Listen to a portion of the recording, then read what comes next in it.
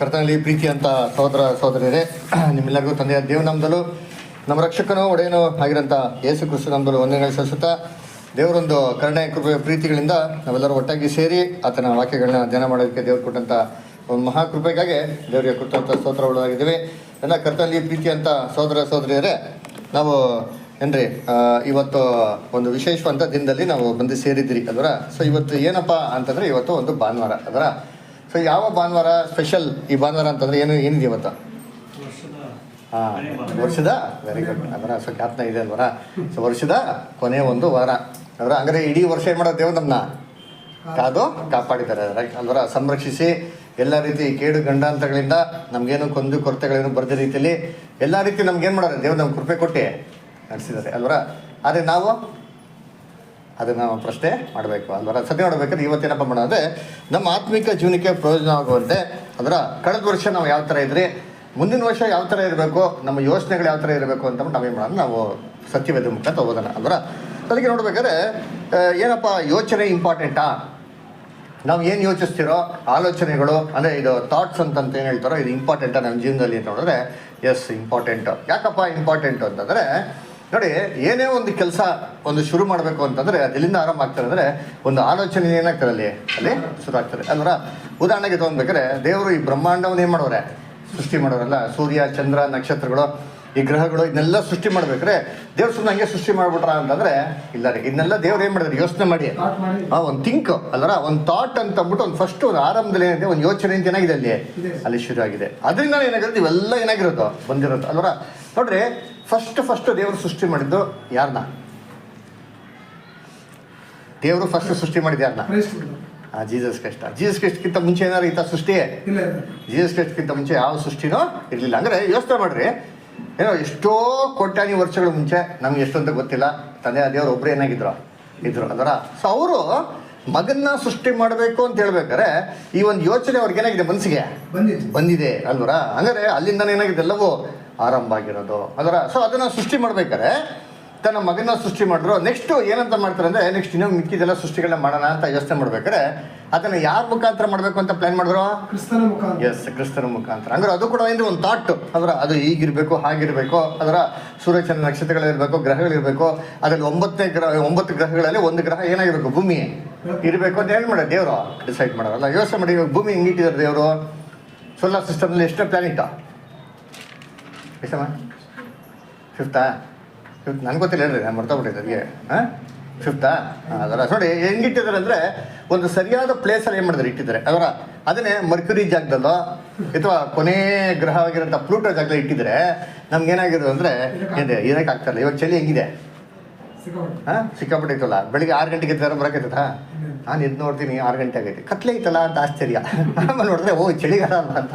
ಅದು ಎದ್ದು ಬರೋಕ್ಕೆ ಅಂದರೆ ತುಂಬ ಕಷ್ಟ ಆಗ್ತದೆ. ಅದರ ಯೋಚನೆ ಮಾಡಿರ್ತೀನಿ, ದೇವರು ಬಂದ್ಬಿಟ್ಟು ಇಷ್ಟೆಲ್ಲ ವ್ಯವಸ್ಥೆ ಮಾಡಿ ಚಳಿಗಾಲದಲ್ಲಿ ನಮ್ಗೆ ಹೋಗ್ತೀವಿ ಎದ್ದು ಬರೋಕ್ಕೆ ಕಷ್ಟ ಆಗ್ತದೆ ಅಂತಂದರೆ ಯೋಚನೆ ಮಾಡಿದ್ರೆ ದೇವ್ರು ಬಂದ್ಬಿಟ್ಟು ಗ್ರಹನ ಬೇರೆ ಜಾಗದಲ್ಲಿ ಇಟ್ಟಿದ್ರೆ ಏನಿಲ್ಲ. ಒಂದು ಪ್ಲಾನೆಟ್ ಮುಂದ್ಗಡೆ ಮಂಗಳ ಗ್ರಹ ಹತ್ರ ಇಟ್ಟಿದ್ರೆ ಹೆಂಗಿರೋದು ನಮ್ಮ ಗ್ರಹ, ನಮ್ಮೆಲ್ಲ ಜೀವಿತ ಇರೋಕ್ಕಾಗ್ತದೆ ಟೆಂಪ್ರೇಚರ್ಗೆ ಅಲ್ವರ. ಸೊ ಅದಕ್ಕೆ ನೋಡ್ಬೇಕಾದ್ರೆ ದೇವರು ಜ್ಞಾನವಾಗಿ ಸೂಪರಾಗಿ ಏನು ಮಾಡೋರೆ?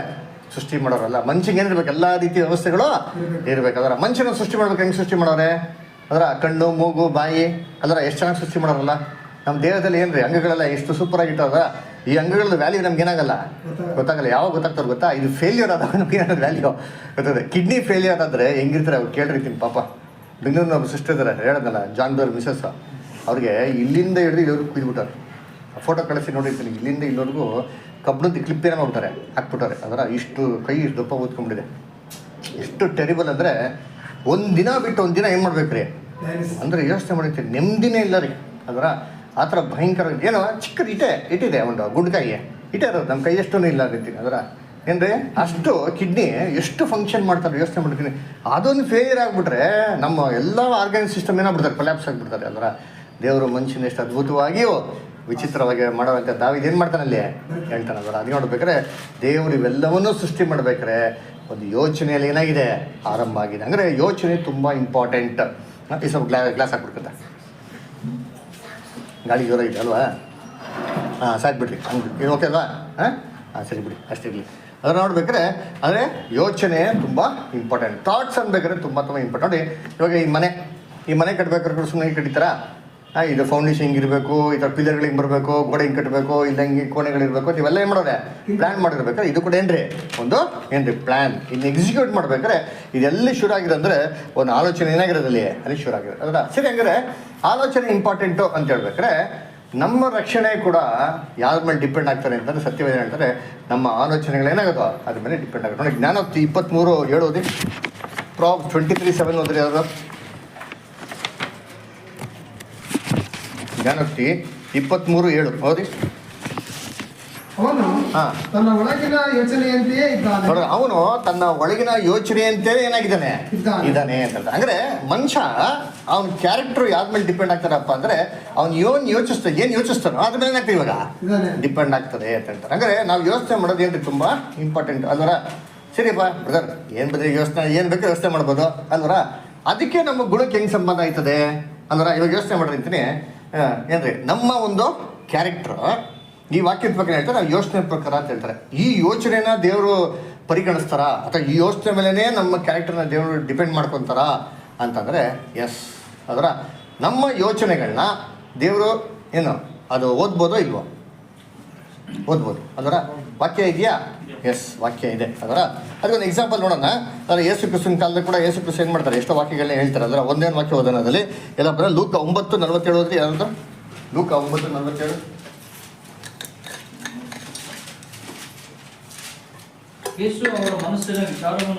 ನೋಡ್ರ, ಯೇಸು ಅವರ ಮನಸ್ಸಿನ ವಿಚಾರವನ್ನು ತಿಳಿದ್ರು. ಅಂದ್ರೆ ಯೇಸು ಕ್ರಿಸ್ತು ಒಬ್ಬರ ಮನುಷ್ಯನ ಮನಸ್ಸಲ್ಲಿ ಏನ್ ಯೋಚನೆ ಮಾಡ್ತಾ ಇದ್ದಾನೆ ಈ ವಿಚಾರ ಯಾಕೆ ತಿಳ್ಕೊಂಬೋದ?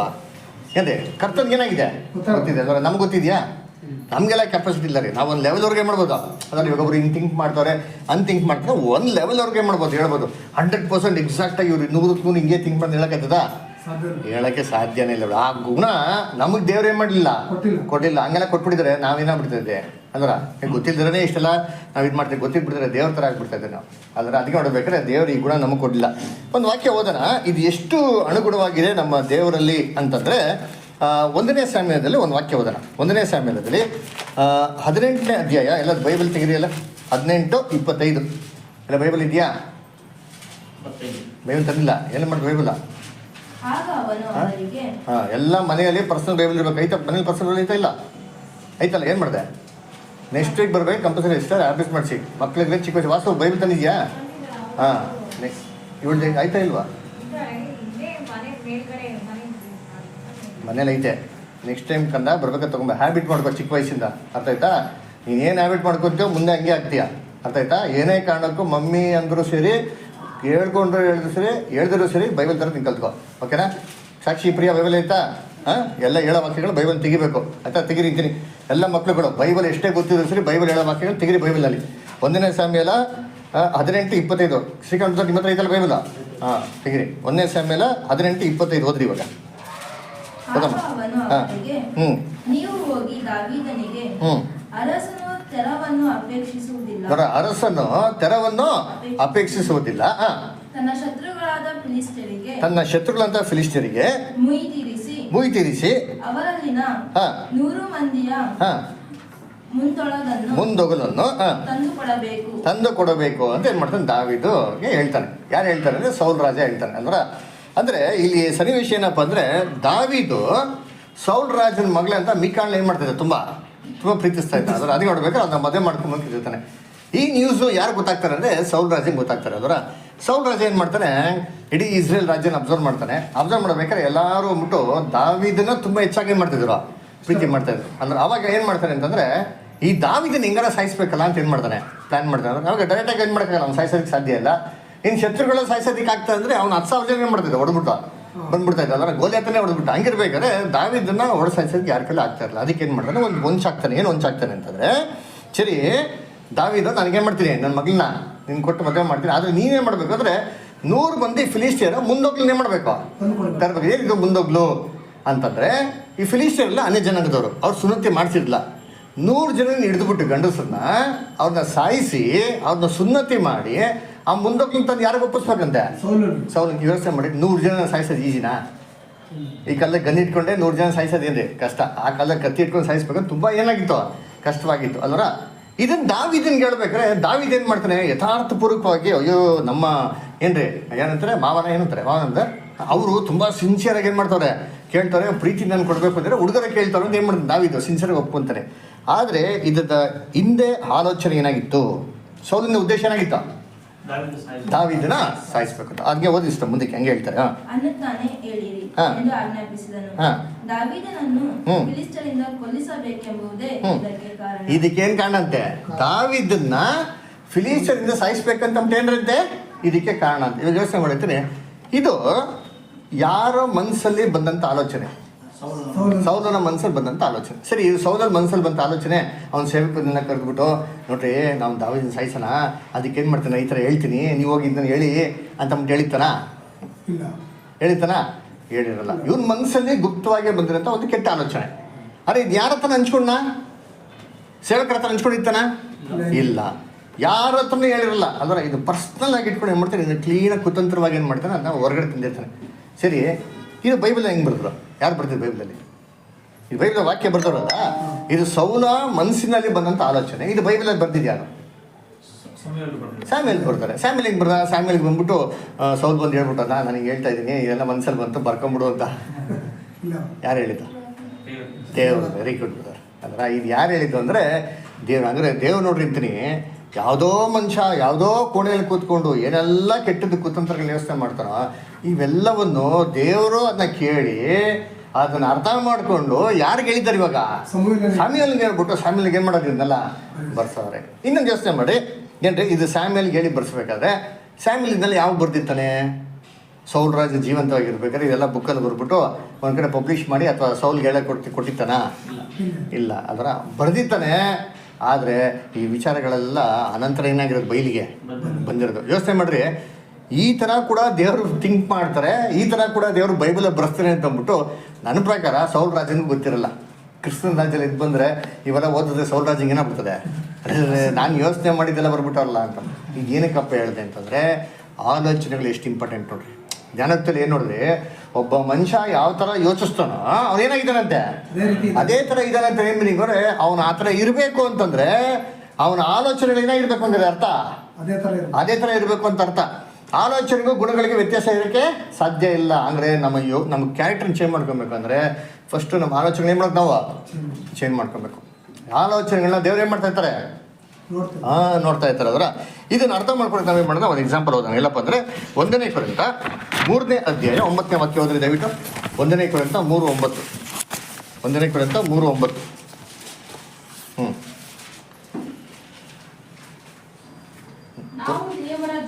ನಾವು ದೇವರ ಜೊತೆ ಕೆಲಸದವರು, ನೀವು ದೇವರ ಒಲವು ದೇವರ ಕಟ್ಟಡವು ಆಗಿದ್ದೀರಿ. ನಾವೇನಾಗಿದ್ದಾರೆ, ದೇವರ ಜೊತೆಗೆ ಕೆಲಸದವರು, ಕಟ್ಟಡವು ಒಲವಾಗಿದ್ದೀವಿ. 3 ಕೆಲಸ ಅಂತ ಹೇಳ್ತಾರೆ. ದೇವ್ರ ಜೊತೆ ಕೆಲಸ ಮಾಡ್ತೀರಂತೆ, ದೇವ್ರ ಕಟ್ಟಡವಾಗಿದ್ದೀವಿ, ದೇವರ ಒಲವಾಗಿದ್ದೀವಿ. ಇಲ್ಲೇನು ಮಾಡೋಣ, ಒಂದು ಹೊಲದ ಬಗ್ಗೆ ಎಕ್ಸಾಂಪಲ್ ನೋಡೋಣ, ಓಕೆನಾ? ಇವಾಗ ಒಂದು ಹೊಲ ಇರ್ಬೇಕಾದ್ರೆ ಹೆಂಗಿರ್ಬೇಕು, ಚೆನ್ನಾಗಿರ್ಬೇಕಾ ಅಲ್ಲ ಗಲೀಜಾಗಿರ್ಬೇಕಾ? ಚೆನ್ನಾಗಿರ್ಬೇಕು. ಅದರ ಯಾರು ಊಟಿಗೆ ಹೋಗಿದ್ದೀರಾ? ಊಟಿಗೆ ಯಾರೋ ಹೋಗಿದ್ದೀರಾ? ಯಾರು ಹೋಗಿಲ್ಲಲ್ಲ? ಸರಿ, ಒಳ್ಳೆ ತೋಟ ಯಾರೋ ನೋಡಿದ್ದೀರಾ? ಒಳ್ಳೆ ಪಾರ್ಕೇ ನೋಡಿಲ್ವಾ? ಅಲ್ಲಿ ಒಳ್ಳೆ ರಿಯಲ್ ಆಗಿಲ್ಲ ಫೋಟೋ ನೋಡಿದ್ದೀರಾ? ಹಾಂ, ಹೆಂಗಿರ್ತಾರೆ ಪಾರ್ಕ್ ನೋಡೋಕ್ಕೆ? ಹೆಂಗಿರ್ಬೇಕು? ಚೆನ್ನಾಗಿರ್ಬೇಕು, ಹುಲ್ಲು ಇರಬೇಕು, ಗಿಡ ಮರಗಳೆಲ್ಲ. ಸರಿಪ್ಪ, ಮೈಸೂರು ಗಾರ್ಡನ್ ನೋಡಿದ್ರೆ ಬೃಂದಾವನ ಅದು ನೋಡಿರಲ್ಲ, ಅಲ್ಲಿ ಇಮ್ಯಾಜಿನ್ ಮಾಡ್ಕೊಳ್ಬೇಕು. ಅದರ ಹೆಂಗಿರ್ಬೇಕು, ನೀಟಾಗಿದೆ. ಅದರ ಇವಾಗ ಅದೇ ಬೃಂದಾವನ್ ಗಾರ್ಡನು ಏನ್ರಿ, ಒಂದು ಹೊಲ ಅಥವಾ ಗದ್ದೆ ನೀಟಾಗಿ ಫಸ್ಟ್ಲೆಲ್ಲ ಚೆನ್ನಾಗಿ ಬೆಳೆದಿರಪ್ಪ. ಅದನ್ನು ನೀಟಾಗಿ ಬೆಳೆಸ್ಬೇಕು ಅಂದರೆ ಅವ್ನು ಏನು ಮಾಡಿರ್ಬೇಕು, ಫಸ್ಟು ಬೀಜನ ಸರಿಯಾದ ರೀತಿ ಏನು ಮಾಡಿರ್ಬೇಕು, ಅವನ ಬಿತ್ತಿರಬೇಕು. ಅಲ್ವರ ಇಷ್ಟ ಬಂದಿದ್ದ ಜಾಗದಲ್ಲಿ ಗಲೀಜಾಗಿ ಬೀಜ ಬಿತ್ತನೆ ಮಾಡಿದ್ರೆ ಅದು ಸರಿಯಾಗಿ ಬೆಳೀತದ?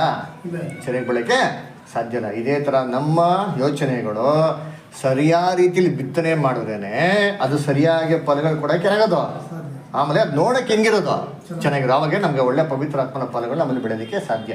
ಇಮ್ಯಾಜಿನ್ ಮಾಡಿ, ಏನು ಕೆಟ್ಟ ಆಲೋಚನೆ ಕೆಟ್ಟದೆಲ್ಲ ಬೆಳೆಸ್ಕೊಂಡ್ರೆ ಹೊಲ ನೋಡೋಕೆ ಹೆಂಗಿರ್ತದೆ, ಗಲೀಜಾಗಿ ಏನೋ ಇರ್ತಾರೆ. ಏನ ಒಂದು ಖಾಲಿ ಸೈಟ್ ಇಮ್ಯಾಜಿನ್ ಮಾಡ್ಕೊಳ್ಳಿ, ಅದ್ರಲ್ಲಿ ಬೆಳೀತಾರಲ್ಲ ಗಲೀಜ್ ಗಿಡ, ಕಾಂಗ್ರೆಸ್ ಗಿಡ ಎಲ್ಲ, ಅದು ನೋಡೋಕೆ ಹೆಂಗಿರ್ತದೆ, ಚೆನ್ನಾಗಿರ್ತದ?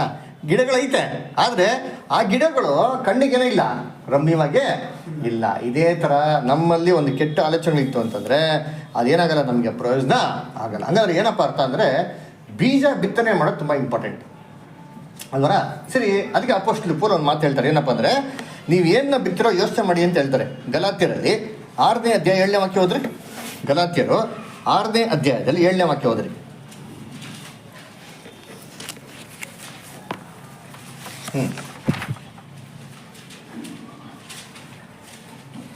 ಮೋಸ ಹೋಗಬೇಡಿರಿ. ನೋಡ್ರ, ಮೋಸ ಹೋಗಬೇಡಿರಿ. ದೇವರು ತಿರಸ್ಕಾರ ಸಹಿಸುವವನಲ್ಲ. ದೇವರು ತಿರಸ್ಕಾರವನ್ನು ಸಹಿಸೋನಲ್ಲ.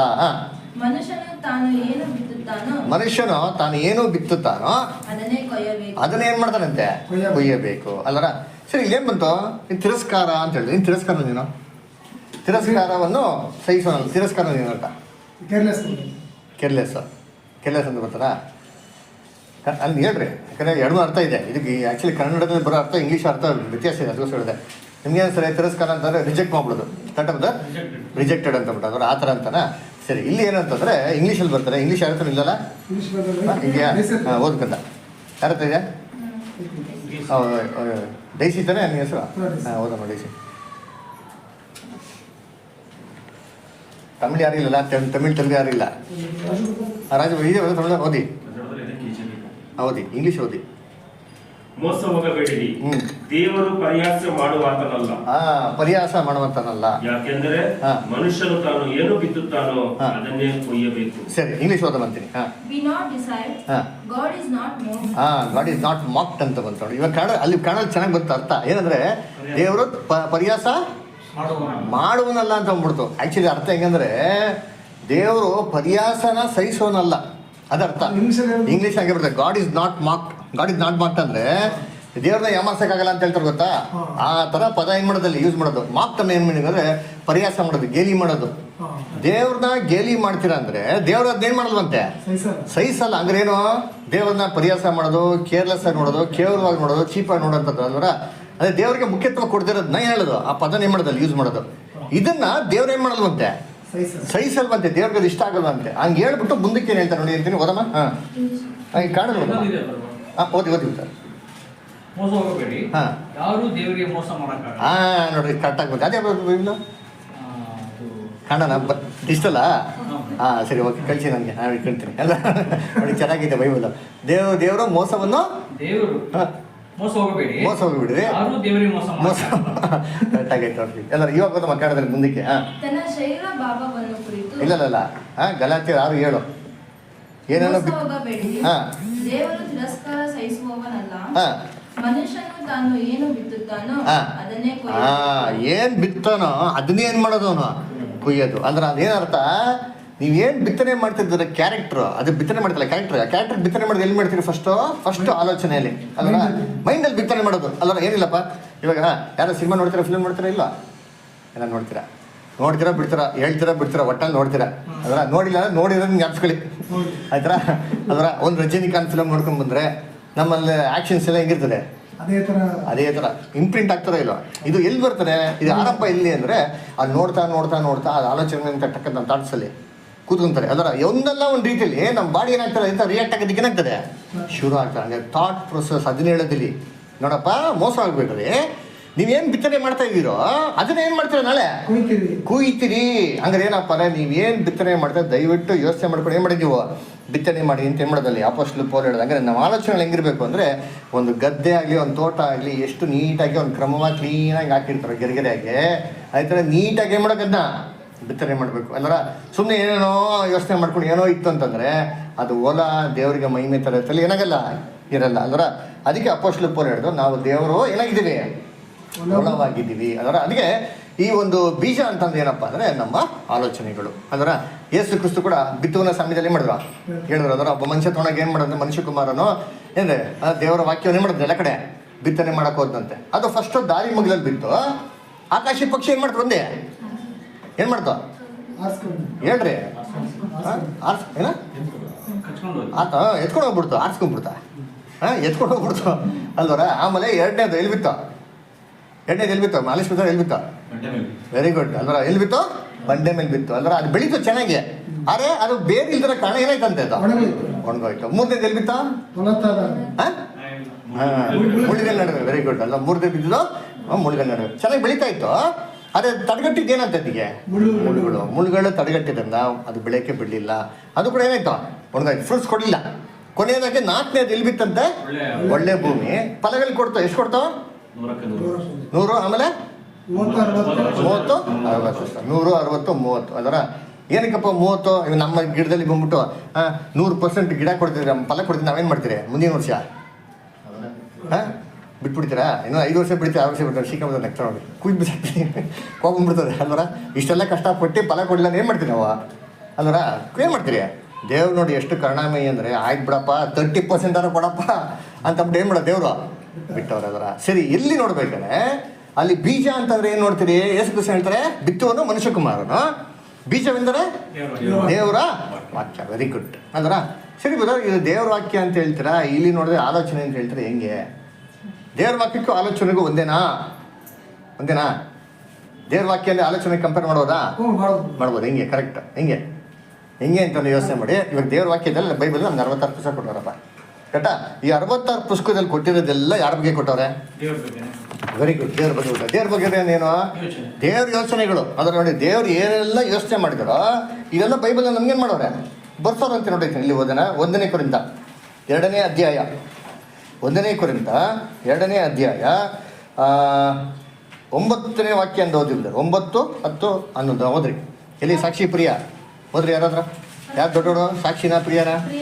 ಪ್ರಿಯ ಓದ್ತಿಮ್ಮ, ಓದು. 1 ಕೊರಿಂಥ 2, 9 ಓದಮ್ಮ.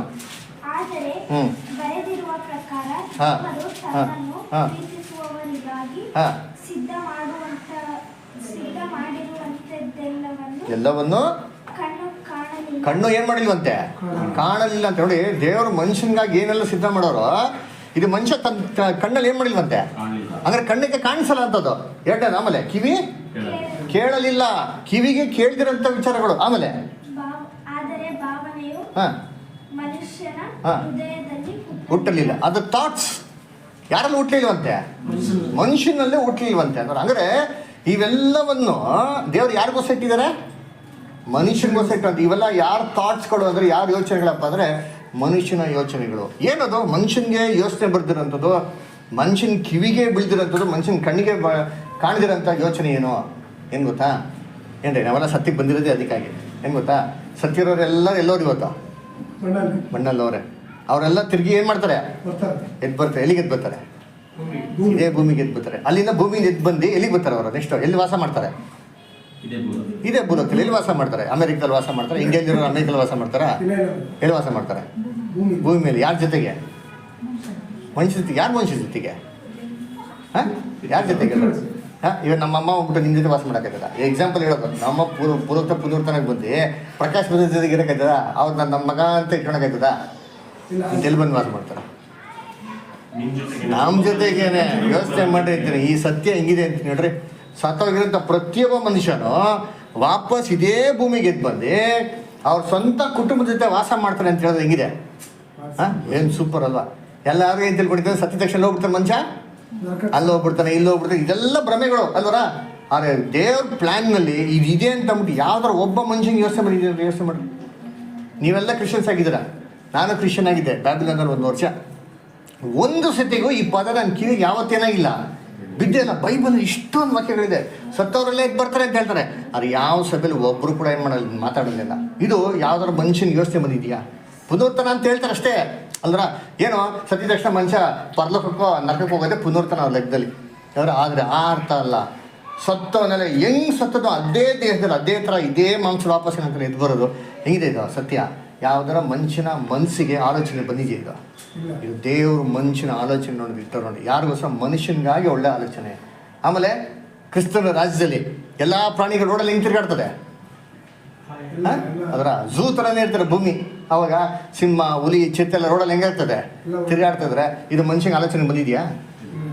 ಪೇಪರಲ್ಲಿ ಓದ್ತಿರಲ್ಲ, ನೆನ್ನೆ ಚಿರತೆ ಏನು ಮಾಡಿದೆ? 2-3 ಜನ ತಿಂದು ಸಾಯ್ಸಾಕ್ಬಿಡುತ್ತೆ ಅಲ್ವರ. ಬಂಡೀಪುರಲ್ಲಿ ಒಬ್ಬನ್ನ ಏನಂತಾರೆ, ಟೈಗರು, ಹುಲಿ ಸಾಯ್ಸಾಕ್ಬಿಟ್ಟಿತ್ತು ಅಲ್ವರ. ಅದು ನೋಡಿದ್ರೆ ಏನು ಮಾಡ್ತಾರೆ? ಫಸ್ಟ್ ಇಡೀ ಇರ್ತದೆ. ಕ್ರಿಸ್ತನದಲ್ಲಿ ಬಿಡ್ರಿ ಆಟ ಆಡ್ಕೊಳ್ಳಿ ಅದರ. ಇದು ಯಾವ್ದಾರ ಮನುಷ್ಯನಿಗೆ ಯೋಚನೆ ಬಂದಿದೆಯಾ?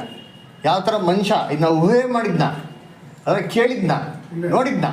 ಇದೆಲ್ಲವನ್ನು ದೇವ್ರು ಏನು ಮಾಡಿರುತ್ತೆ? ಮನುಷ್ಯನಿಗಾಗಿಟ್ಟರು. ಇದು ಯಾರ ಯೋಚನೆಗಳು ಅಂದರೆ ದೇವರ ಯೋಚನೆಗಳು. ಮುಂದಕ್ಕೆ ಹೋಗಿ ಮುಂದಕ್ಕೆ ನೆಕ್ಸ್ಟ್ ವಾಕ್ಯ. 10ನೇ ವಾಕ್ಯ.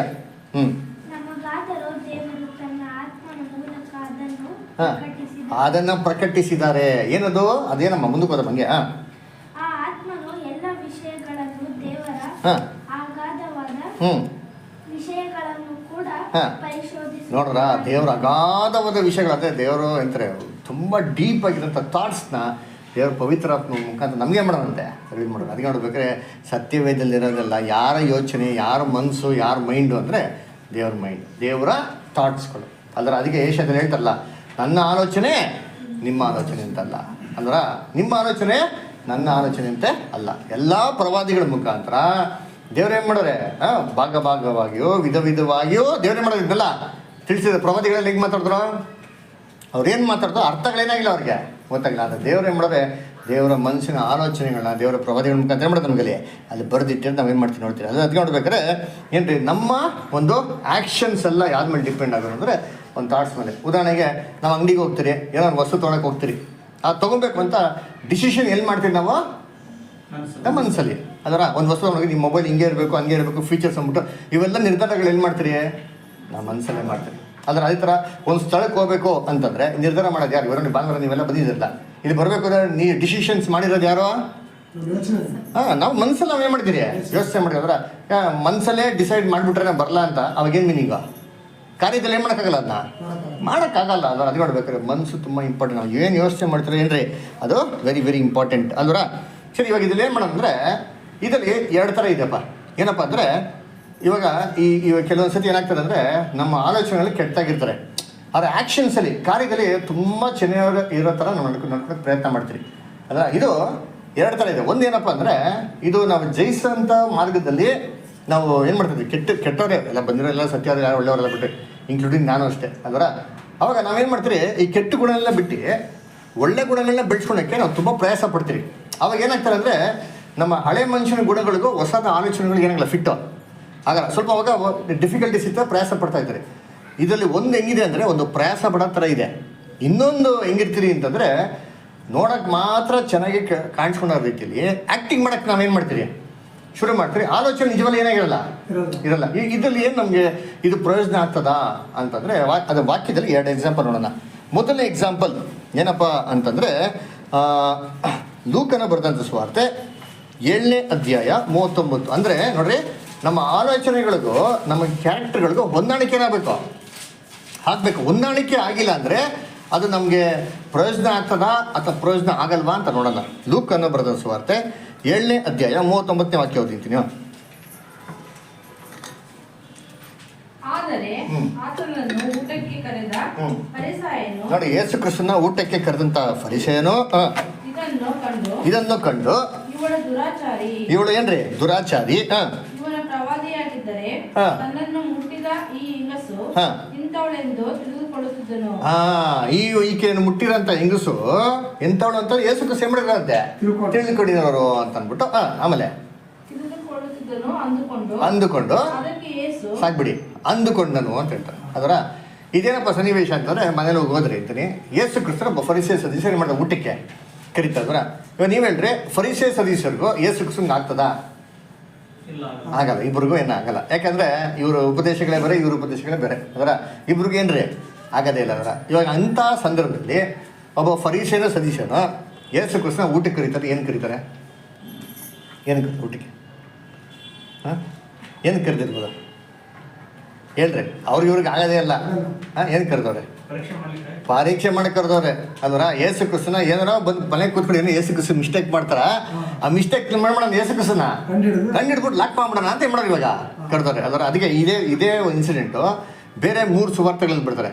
ಅವ್ರು ಏನು ಮಾಡ್ತಾರೆ, ಯೇಸು ಕ್ರಿಸ್ತನ ಕರೆದಿದ ತಕ್ಷಣ ಸೀದಾ ಯೇಸು ಕ್ರಿಸ್ತ ಹೋಗಿ ಏನು ಮಾಡ್ತಾರೆ, ಊಟಕ್ಕೆ ಕೂತ್ಕೊಂಡ್ಬಿಡ್ತಾರೆ. ಆ್ಯಕ್ಚುಲಿ ಇಸ್ರೇಲ್ ಪದ್ಧತಿ ಏನಪ್ಪ ಅಂದರೆ ಊಟಕ್ಕಿಂತ ಮುಂಚೆ ಏನು ಮಾಡಬೇಕು, ಕೈಕಾಲು ತೊಳಿಬೇಕು. ನಾವು ಕೂಡ ಮಾಡ್ತಿಲ್ಲ, ಊಟಕ್ಕೆ ಹಂಗೆ ಕೂತ್ಕೊಂಡ್ರೆ ಏನು ಮಾಡ್ತೀವಿ, ಫಸ್ಟು ಕೈಕಾಲು ತೊಳಿರಿ ಅಂತ ಹೇಳ್ತಾರೆ. ಕಾಲಿಲ್ಲ ಅಷ್ಟೇ ಕೈಯಾರು ಏನು ಮಾಡಿರಿ ನೀವು ತೊಳಿರಿ ಅಂತ ಹೇಳ್ತೀರಿ. ಇವ್ರು ಏನು ಮಾಡೋರೆ, ಕೈಕಾಲು ತೊಳಿದ್ರೆ ಸೀದಾಗಿ ಏನು ಹೋಗ್ತದೆ ಊಟಕ್ಕೆ ತಾನೇ ಕರ್ತಿ ಕೊಡಪ್ಪ ಊಟ ತಿಂತೀನಿ ಅಂದ್ಬಿಟ್ಟು. ಅಂದ್ರೆ ಇವಾಗ ಈ ಸ್ತ್ರೀ ಏನು ಮಾಡ್ತಾರೆ ನೋಡ್ತಾರೆ, ಅಯ್ಯೋ ಯೇಸು ಕ್ರಿಸ್ತ ಏನು ಮಾಡಿಲ್ಲ, ಕೈಕಾಲು ಏನು ಮಾಡಿಲ್ಲ, ತೊಳೆದಿಲ್ಲ ಅಲ್ವರ. ಯಾಕೆ ಮನೆಗೆ ಬರೋರು ಅಟ್ಲೀಸ್ಟ್ ಏನು ಮಾಡಬೇಕು, ಇವಾಗ ನಾನೇನೋ ನೀವೇನೋ ಮನೆಗೆ ಕರೆದ್ರೆ ನಾನು ಕೈಕಾಲು ತೊಳೆದ್ರೆ ಊಟಕ್ಕೆ ಕೂತ್ಕೊಂಡು ನೀವೇನು ಮಾಡ್ತೀರಾ, ಪಾತ್ರೆ ಇಲ್ಲೇ ತಂದುಬಿಡ್ತೀರಾ, ಬದರ್ ಕೈ ತೊಳ್ಕೊಂಡಿರ್ಬೋದು ಅಂತ. ಹೌದಾ ಇಲ್ವಾ?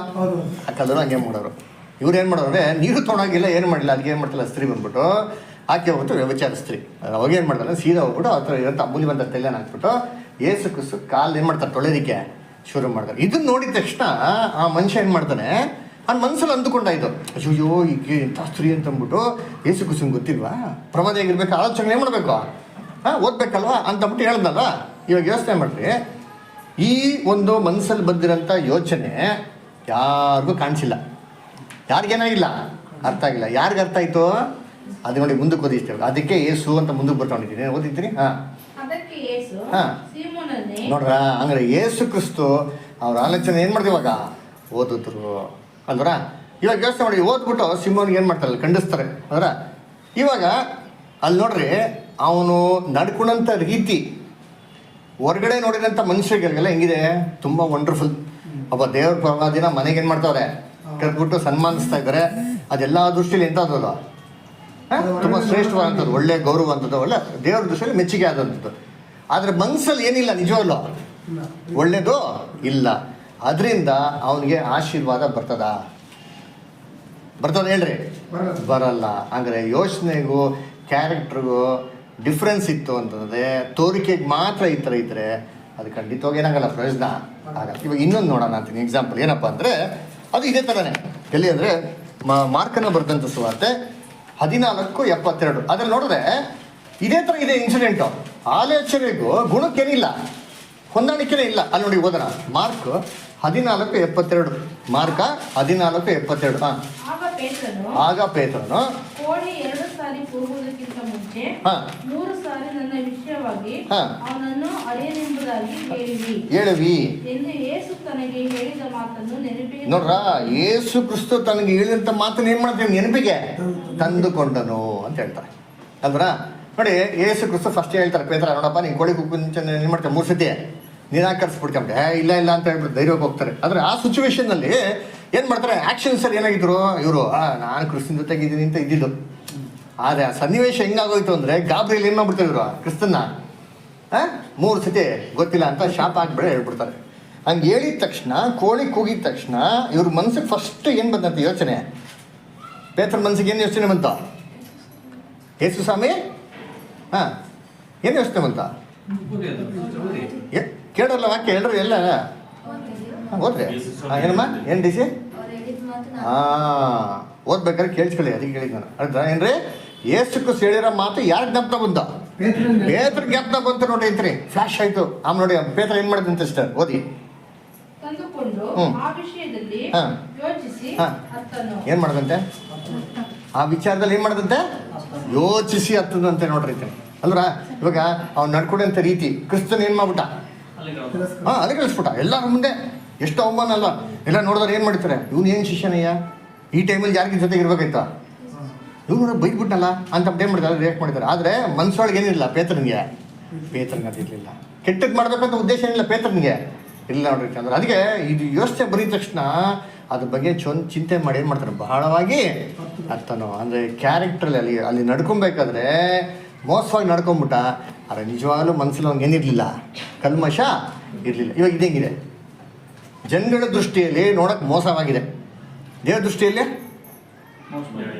ದೇವರ ನ್ಯಾಯವಾಗಿದೆ.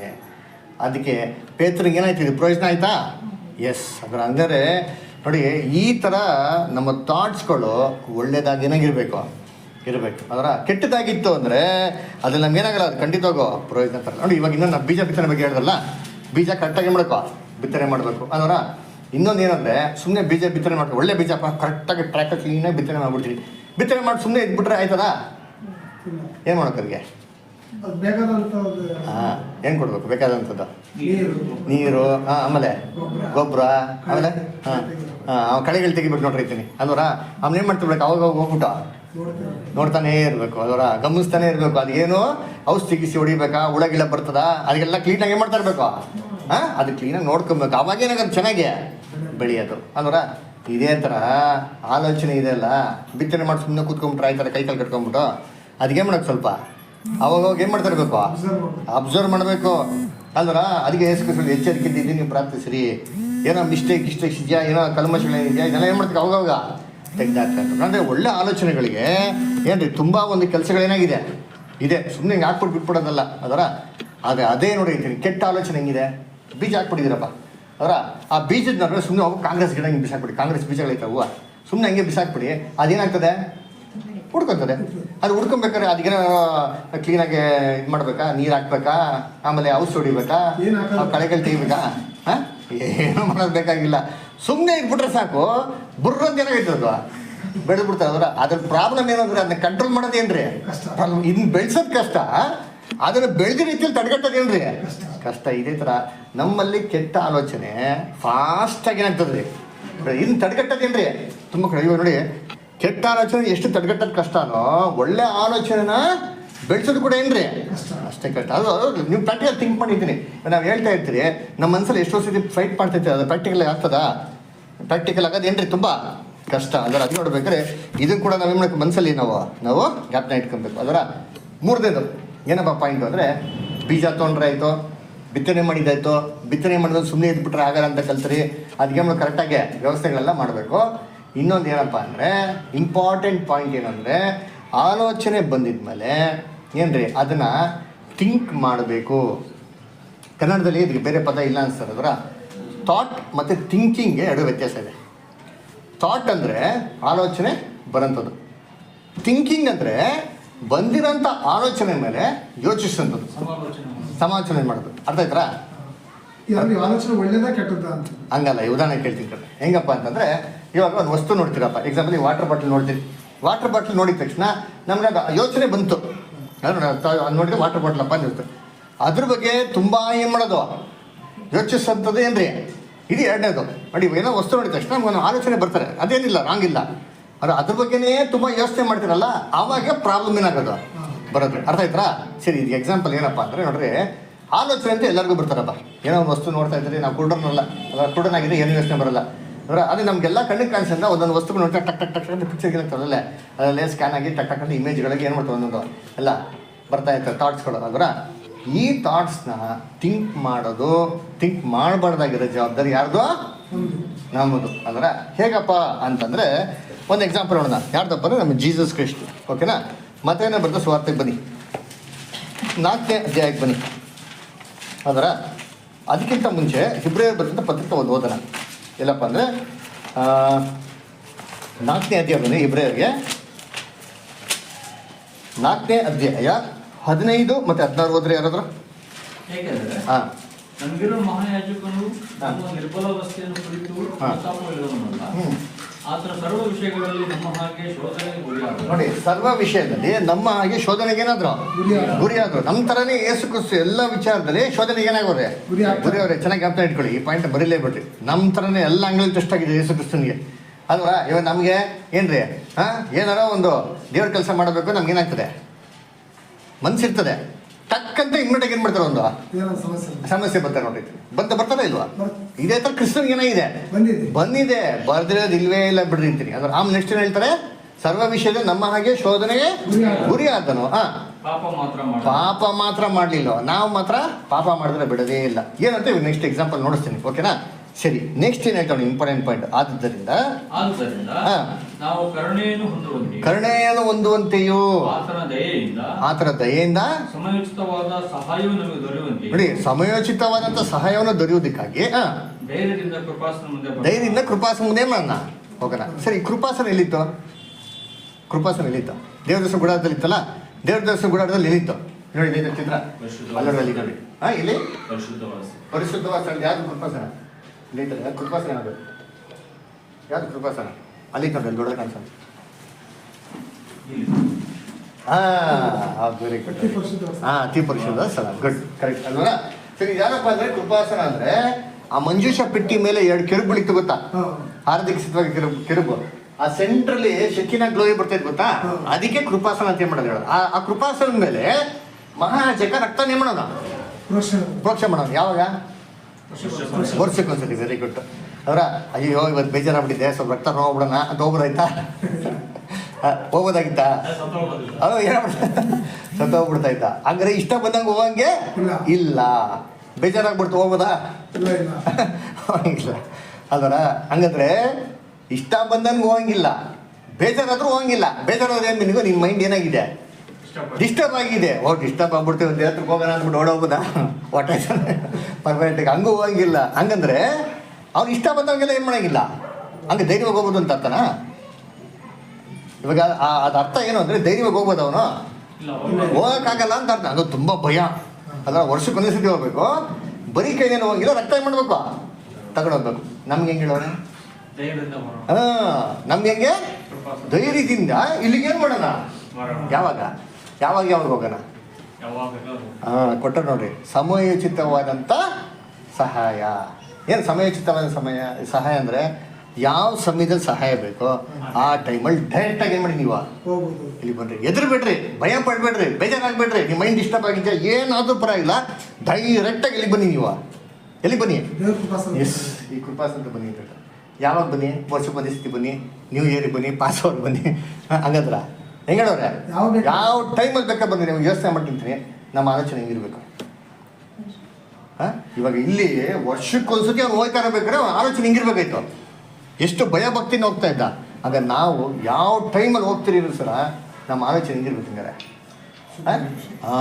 ಅದನ್ನು ಮೇಂಟೈನ್ ಮಾಡೋದಕ್ಕೆ ಆದಷ್ಟು ನಾವೇನು ಮಾಡ್ತೀವಾಗ ಪ್ರಯತ್ನ. ಇದನ್ನು ಯೇಸು ಕ್ರಿಸ್ತ ಹೆಂಗೆ ಮೇಂಟೈನ್ ಮಾಡಿದ್ರು ಇವಾಗ ನಾವು ಎಕ್ಸಾಂಪಲ್ ನೋಡೋಣವಾ? ಇವಾಗ ಬನ್ನಿರಿ, ಮತ್ತೇನೋ ಬರೆದ ಸುವಾರ್ತೆ 4ನೇ ಅಧ್ಯಾಯ. ನಮ್ಮ ಹಾಗೆ ಸರ್ವ ವಿಷಯದಲ್ಲಿ ಶೋಧನೆ ಏನಾದ್ರು ಅವರು ಒಳಗಾದ್ರು, ಪಾಪ ಮಾತ್ರ ಮಾಡಿಲ್ಲ ಅಂತ ಹೇಳ್ತಾರಲ್ಲ, ಇವಾಗ ಹೆಂಗೆ ಅಂತ ನೋಡೋಣ. ಮತ್ತೆ 4ನೇ ಅಧ್ಯಾಯ 1ನೇ ವಾಕ್ಯನ ಓದ್ಕೊಂಡು ಬಂದ್ವಿ ನೋಡೋಣ. ಆಗ ಯೇಸು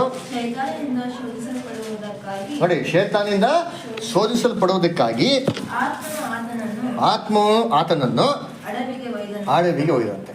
ಸರಿ, ಯಾರನ್ನ ಎಲ್ಲಿ ಕೊಂಡೋಗಿತ್ತು ಹೇಳಿ? ಆಲೋಚಿಸ್ತಾರೆ, ಯಾರನ್ನ ಎಲ್ಲಿ ಕೊಂಡೋದ್ರ? ಹಂಗಂತೈತಾ? ಇನ್ನೊಂದು ಸತಿ ಓದ್ರಿ ವಾಕ್ಯ, ಓದಿ ಆಲೋಚಿಸ್ತಾರೆ, ಓದ್ರಿ. ಮತ್ತೇನೋ ಬರುತ್ತೆ ಸುವಾರ್ತೆ 4:1 ಓದ್ರಿ ಆಲೋಚಿಸ್ತಾರೆ. ಸರಿ, ಓದ್ರಿ ಬಿಡ್ತಾರೆ, ತೆಗಿರಿ ಬಿಡ್ತಾರೆ, ಓದ್ರಿ ಬಿಡ್ತಾರೆ. ಮತ್ತೇನೋ ಬರ್ತದೆ ಸುವಾರ್ತೆ 4ನೇ ಅಧ್ಯಾಯ 1ನೇ ವಾಕ್ಯ.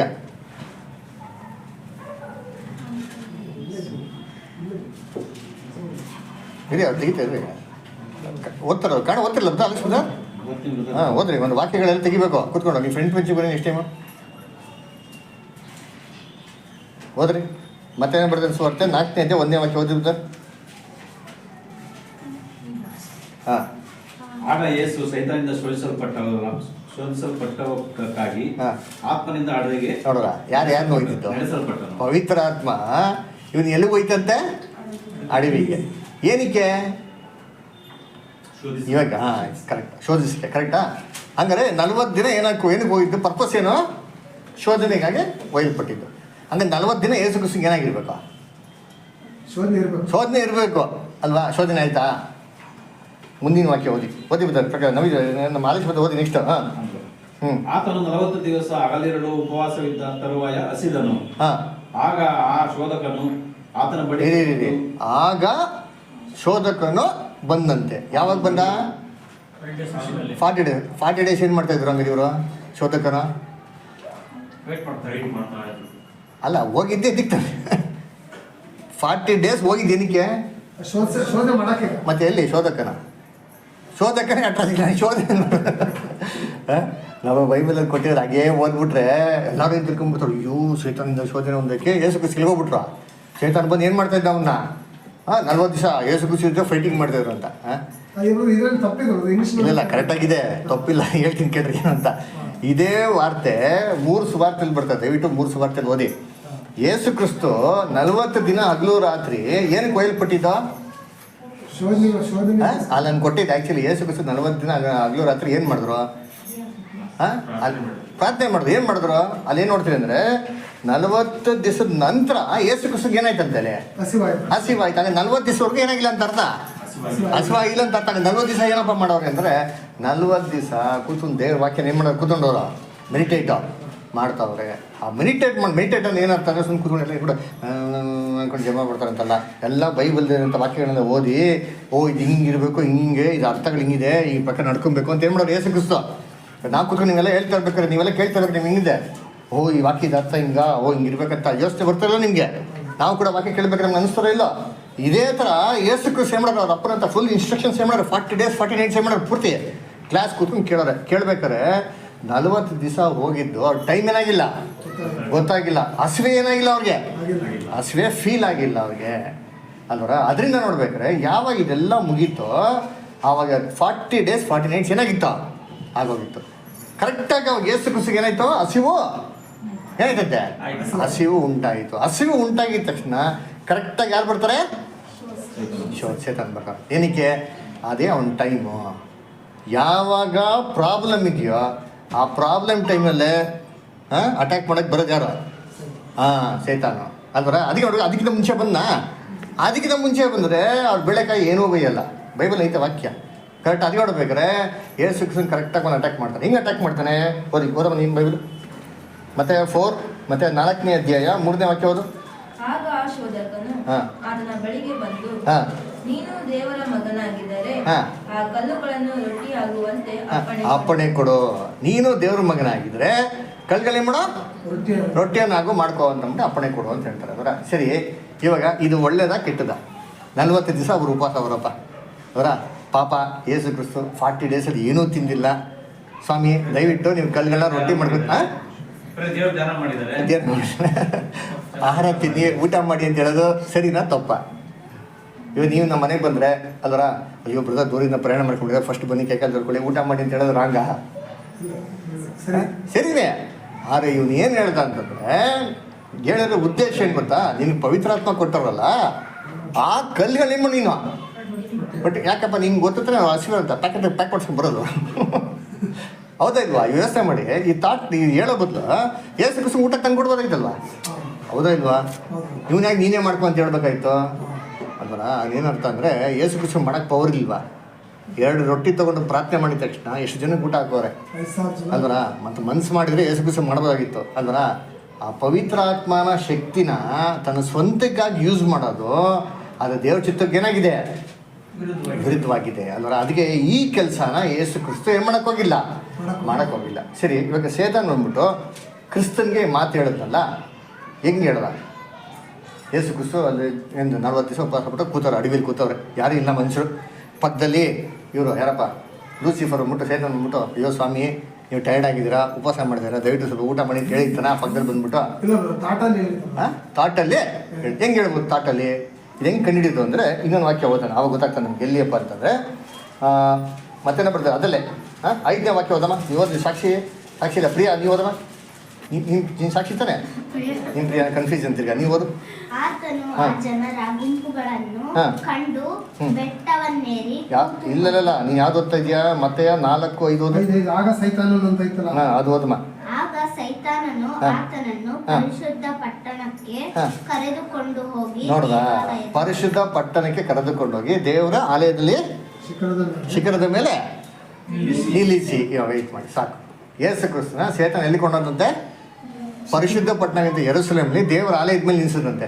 ಅಂದರೆ ಯೇಸು ಕ್ರಿಸ್ತನ ಲಿಟರಲ್ಲಾಗಿ ಕೊಂಡೋಗಿ ದೇವರ ಆಲಯದ ಮೇಲೆ ನಿಲ್ಸದ್ನಾ? ಎಲ್ಲ ಹಿಂಗಿದೆಯಲ್ಲ. ಎಸ್, ಇಮ್ಯಾಜಿನೇಷನ್, ಥಾಟ್ಸ್ ಅದರ. ಇದೇ ವಾಕ್ಯ ಅದೇ ಥರ 8ನೇ ವಾಕ್ಯ ಓದಿದ್ದಾರೆ. 8ನೇ ವಾಕ್ಯ.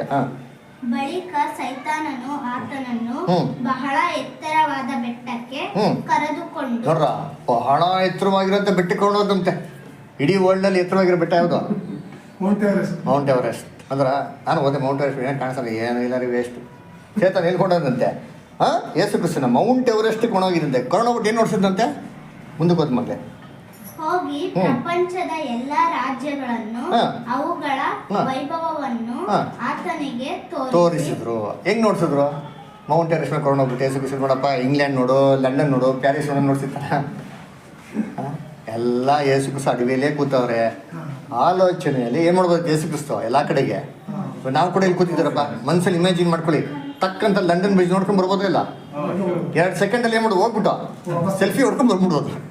ಹೌದಾ ಇಲ್ವಾ? ಥಾಟ್ಸಲ್ಲಿ ಆಗ್ತದ ಇಲ್ಲ? ಇದನ್ನೇ ಕ್ರಿಸ್ತನಿಗೆ ಶೇತಾನ ಏನು ಮಾಡಿದ್ದ? ಥಾಟ್ಸ್ಗಳು ಕೊಟ್ಟ ಏನ್ರಿ, ಎಷ್ಟೆಷ್ಟು ಕೆಟ್ಟದೆಲ್ಲ ಯೋಚಿಸೋದಕ್ಕೆ ಕೊಟ್ಟ. ಯೇಸು ಕ್ರಿಸ್ತ ಬಂದಿರೋಂಥ ಒಂದೇ ಒಂದು ಕೆಟ್ಟ ಯೋಚನೆ ಮಾಡಿದ್ರ? ಥಾಟ್ಸ್ ಬಂತು, ಆದರೆ ಯೇಸು ಕ್ರಿಸ್ತ ಥಿಂಕ್ ಮಾಡಿದ್ರ?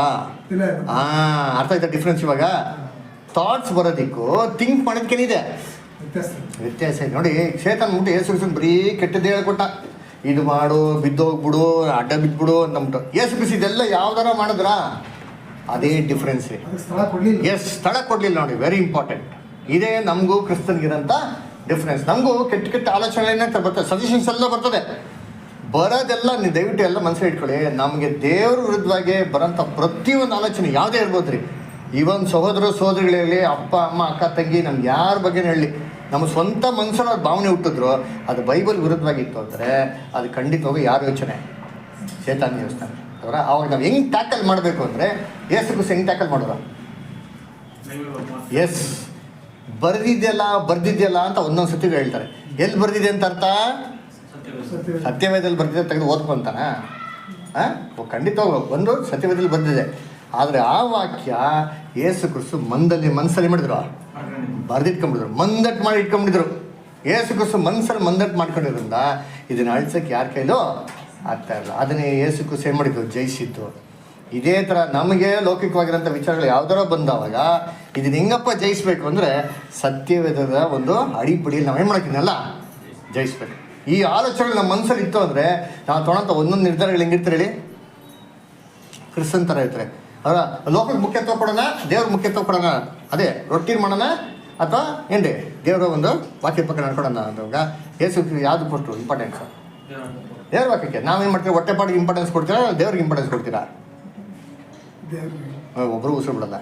ಹಂಗೆ ಏನರ್ಥ? ನೀವೆಲ್ಲ ಕಲಿಗೆ ಹೋಯ್ತೀರ ಅದರ ಚಿಂತೆ ಮಾಡ್ಬೇಕ್ರಿ. ನಾವು ಹೆಂಗೆ ಟ್ಯಾಕಲ್ ಮಾಡಬೇಕು ನೋಡಿ, ಇದೆಲ್ಲ ಬೈಬಲ್ ಇರೋ ವಾಕ್ಯಗಳು. ಇದು ಹೆಂಗೆ ಜಯಿಸ್ಬೇಕು? ಅದೇ ಥರ ಜಯಿಸ್ಬೇಕು. ಸೂಪರ್ ಹ್ಯೂಮನ್ ಕೆಲಸಗಳು ಏನೋ ಸೂಪರ್ ಮ್ಯಾನ್ ಥರ ಕೆಲಸಗಳು, ಆಲಿಂದ ಬಿದ್ಬಿಡು, ದೊಡ್ಡದಾಗಿರೋ ಕೆಲಸಗಳು ಮಾಡೋ, ಇವೆಲ್ಲ ದೇವ್ರ ಮಕ್ಳಿಗೆ ಕೆಲಸನೇ ಇಲ್ಲ ರೀ. ಸಿಂಪಲ್ ಆಗಿರೋದು ಯಾರ ಮಕ್ಳಿಗೆ ಕೆಲಸ? ದೇವ್ರ ಮಕ್ಳಿಗೆ ಕೆಲಸ. ಅದೇ ಯೇಸು ಕ್ರಿಸ್ತ ಅಲ್ಲ, ನೀನು ಬಂದ್ಬಿಡು ಅಷ್ಟೆತ್ರವಾಗಿ ಏಬಿಸ್ಬಿಡ್ತೀನಿ, ನಾನು ಎಲ್ಲ ನೀನು ಕೊಟ್ಬಿಡ್ತೀನಿ ಅಂತಂದರೆ ಎಲ್ಲವೂ ನಮ್ಗೆ ಬೇಡ ದೇವ್ರೆ. ಅವರ ನಮಗೆ ತಿನ್ನಕ್ಕೆ ಮನ್ನ ಕೊಟ್ಟಿದ್ಯಾ ಸಾಕು, ಅದ್ರಲ್ಲಿ ಏನಾಗಿದೆ ನಾವು ಸಂತೃಪ್ತಿಯಾಗಿರೋಣ. ಅದಕ್ಕೆ ನೋಡ್ಬೇಕಾದ್ರೆ ಇವೆಲ್ಲ ಯೋಚನೆ ಮಾಡೋದು ಯಾರು ಬಿಟ್ಟಿದ್ದೋ? ನಾವು ಬಿಟ್ಟಿದ್ದು. ನಾವು ಏನು ಯೋಚಿಸ್ತಿರೋ, ಏನು ಯೋಚನೆ ಮಾಡ್ತಿರೋ ಅದ್ರ ಮೇಲೆ ಆಗ್ತದೆ ನಮ್ಮ ಆ್ಯಕ್ಷನ್ಸ್ಗಳು ಡಿಪೆಂಡ್ ಆಗ್ತದೆ. ಇನ್ನೊಂದು ಎಕ್ಸಾಂಪಲ್ ನೋಡೋಣ ನಿಂತೀನಿ. ಬಿಲಾಮನ ಬಗ್ಗೆ ನೀವೆಲ್ಲ ಕೇಳಿರ್ತೀರ, ಇನ್ನೊಂದ್ಸತಿ ಹೇಳ್ತೀನಿ. ಅರಣ್ಯಕಾಂಡಕ್ಕೆ ಬನ್ನಿ.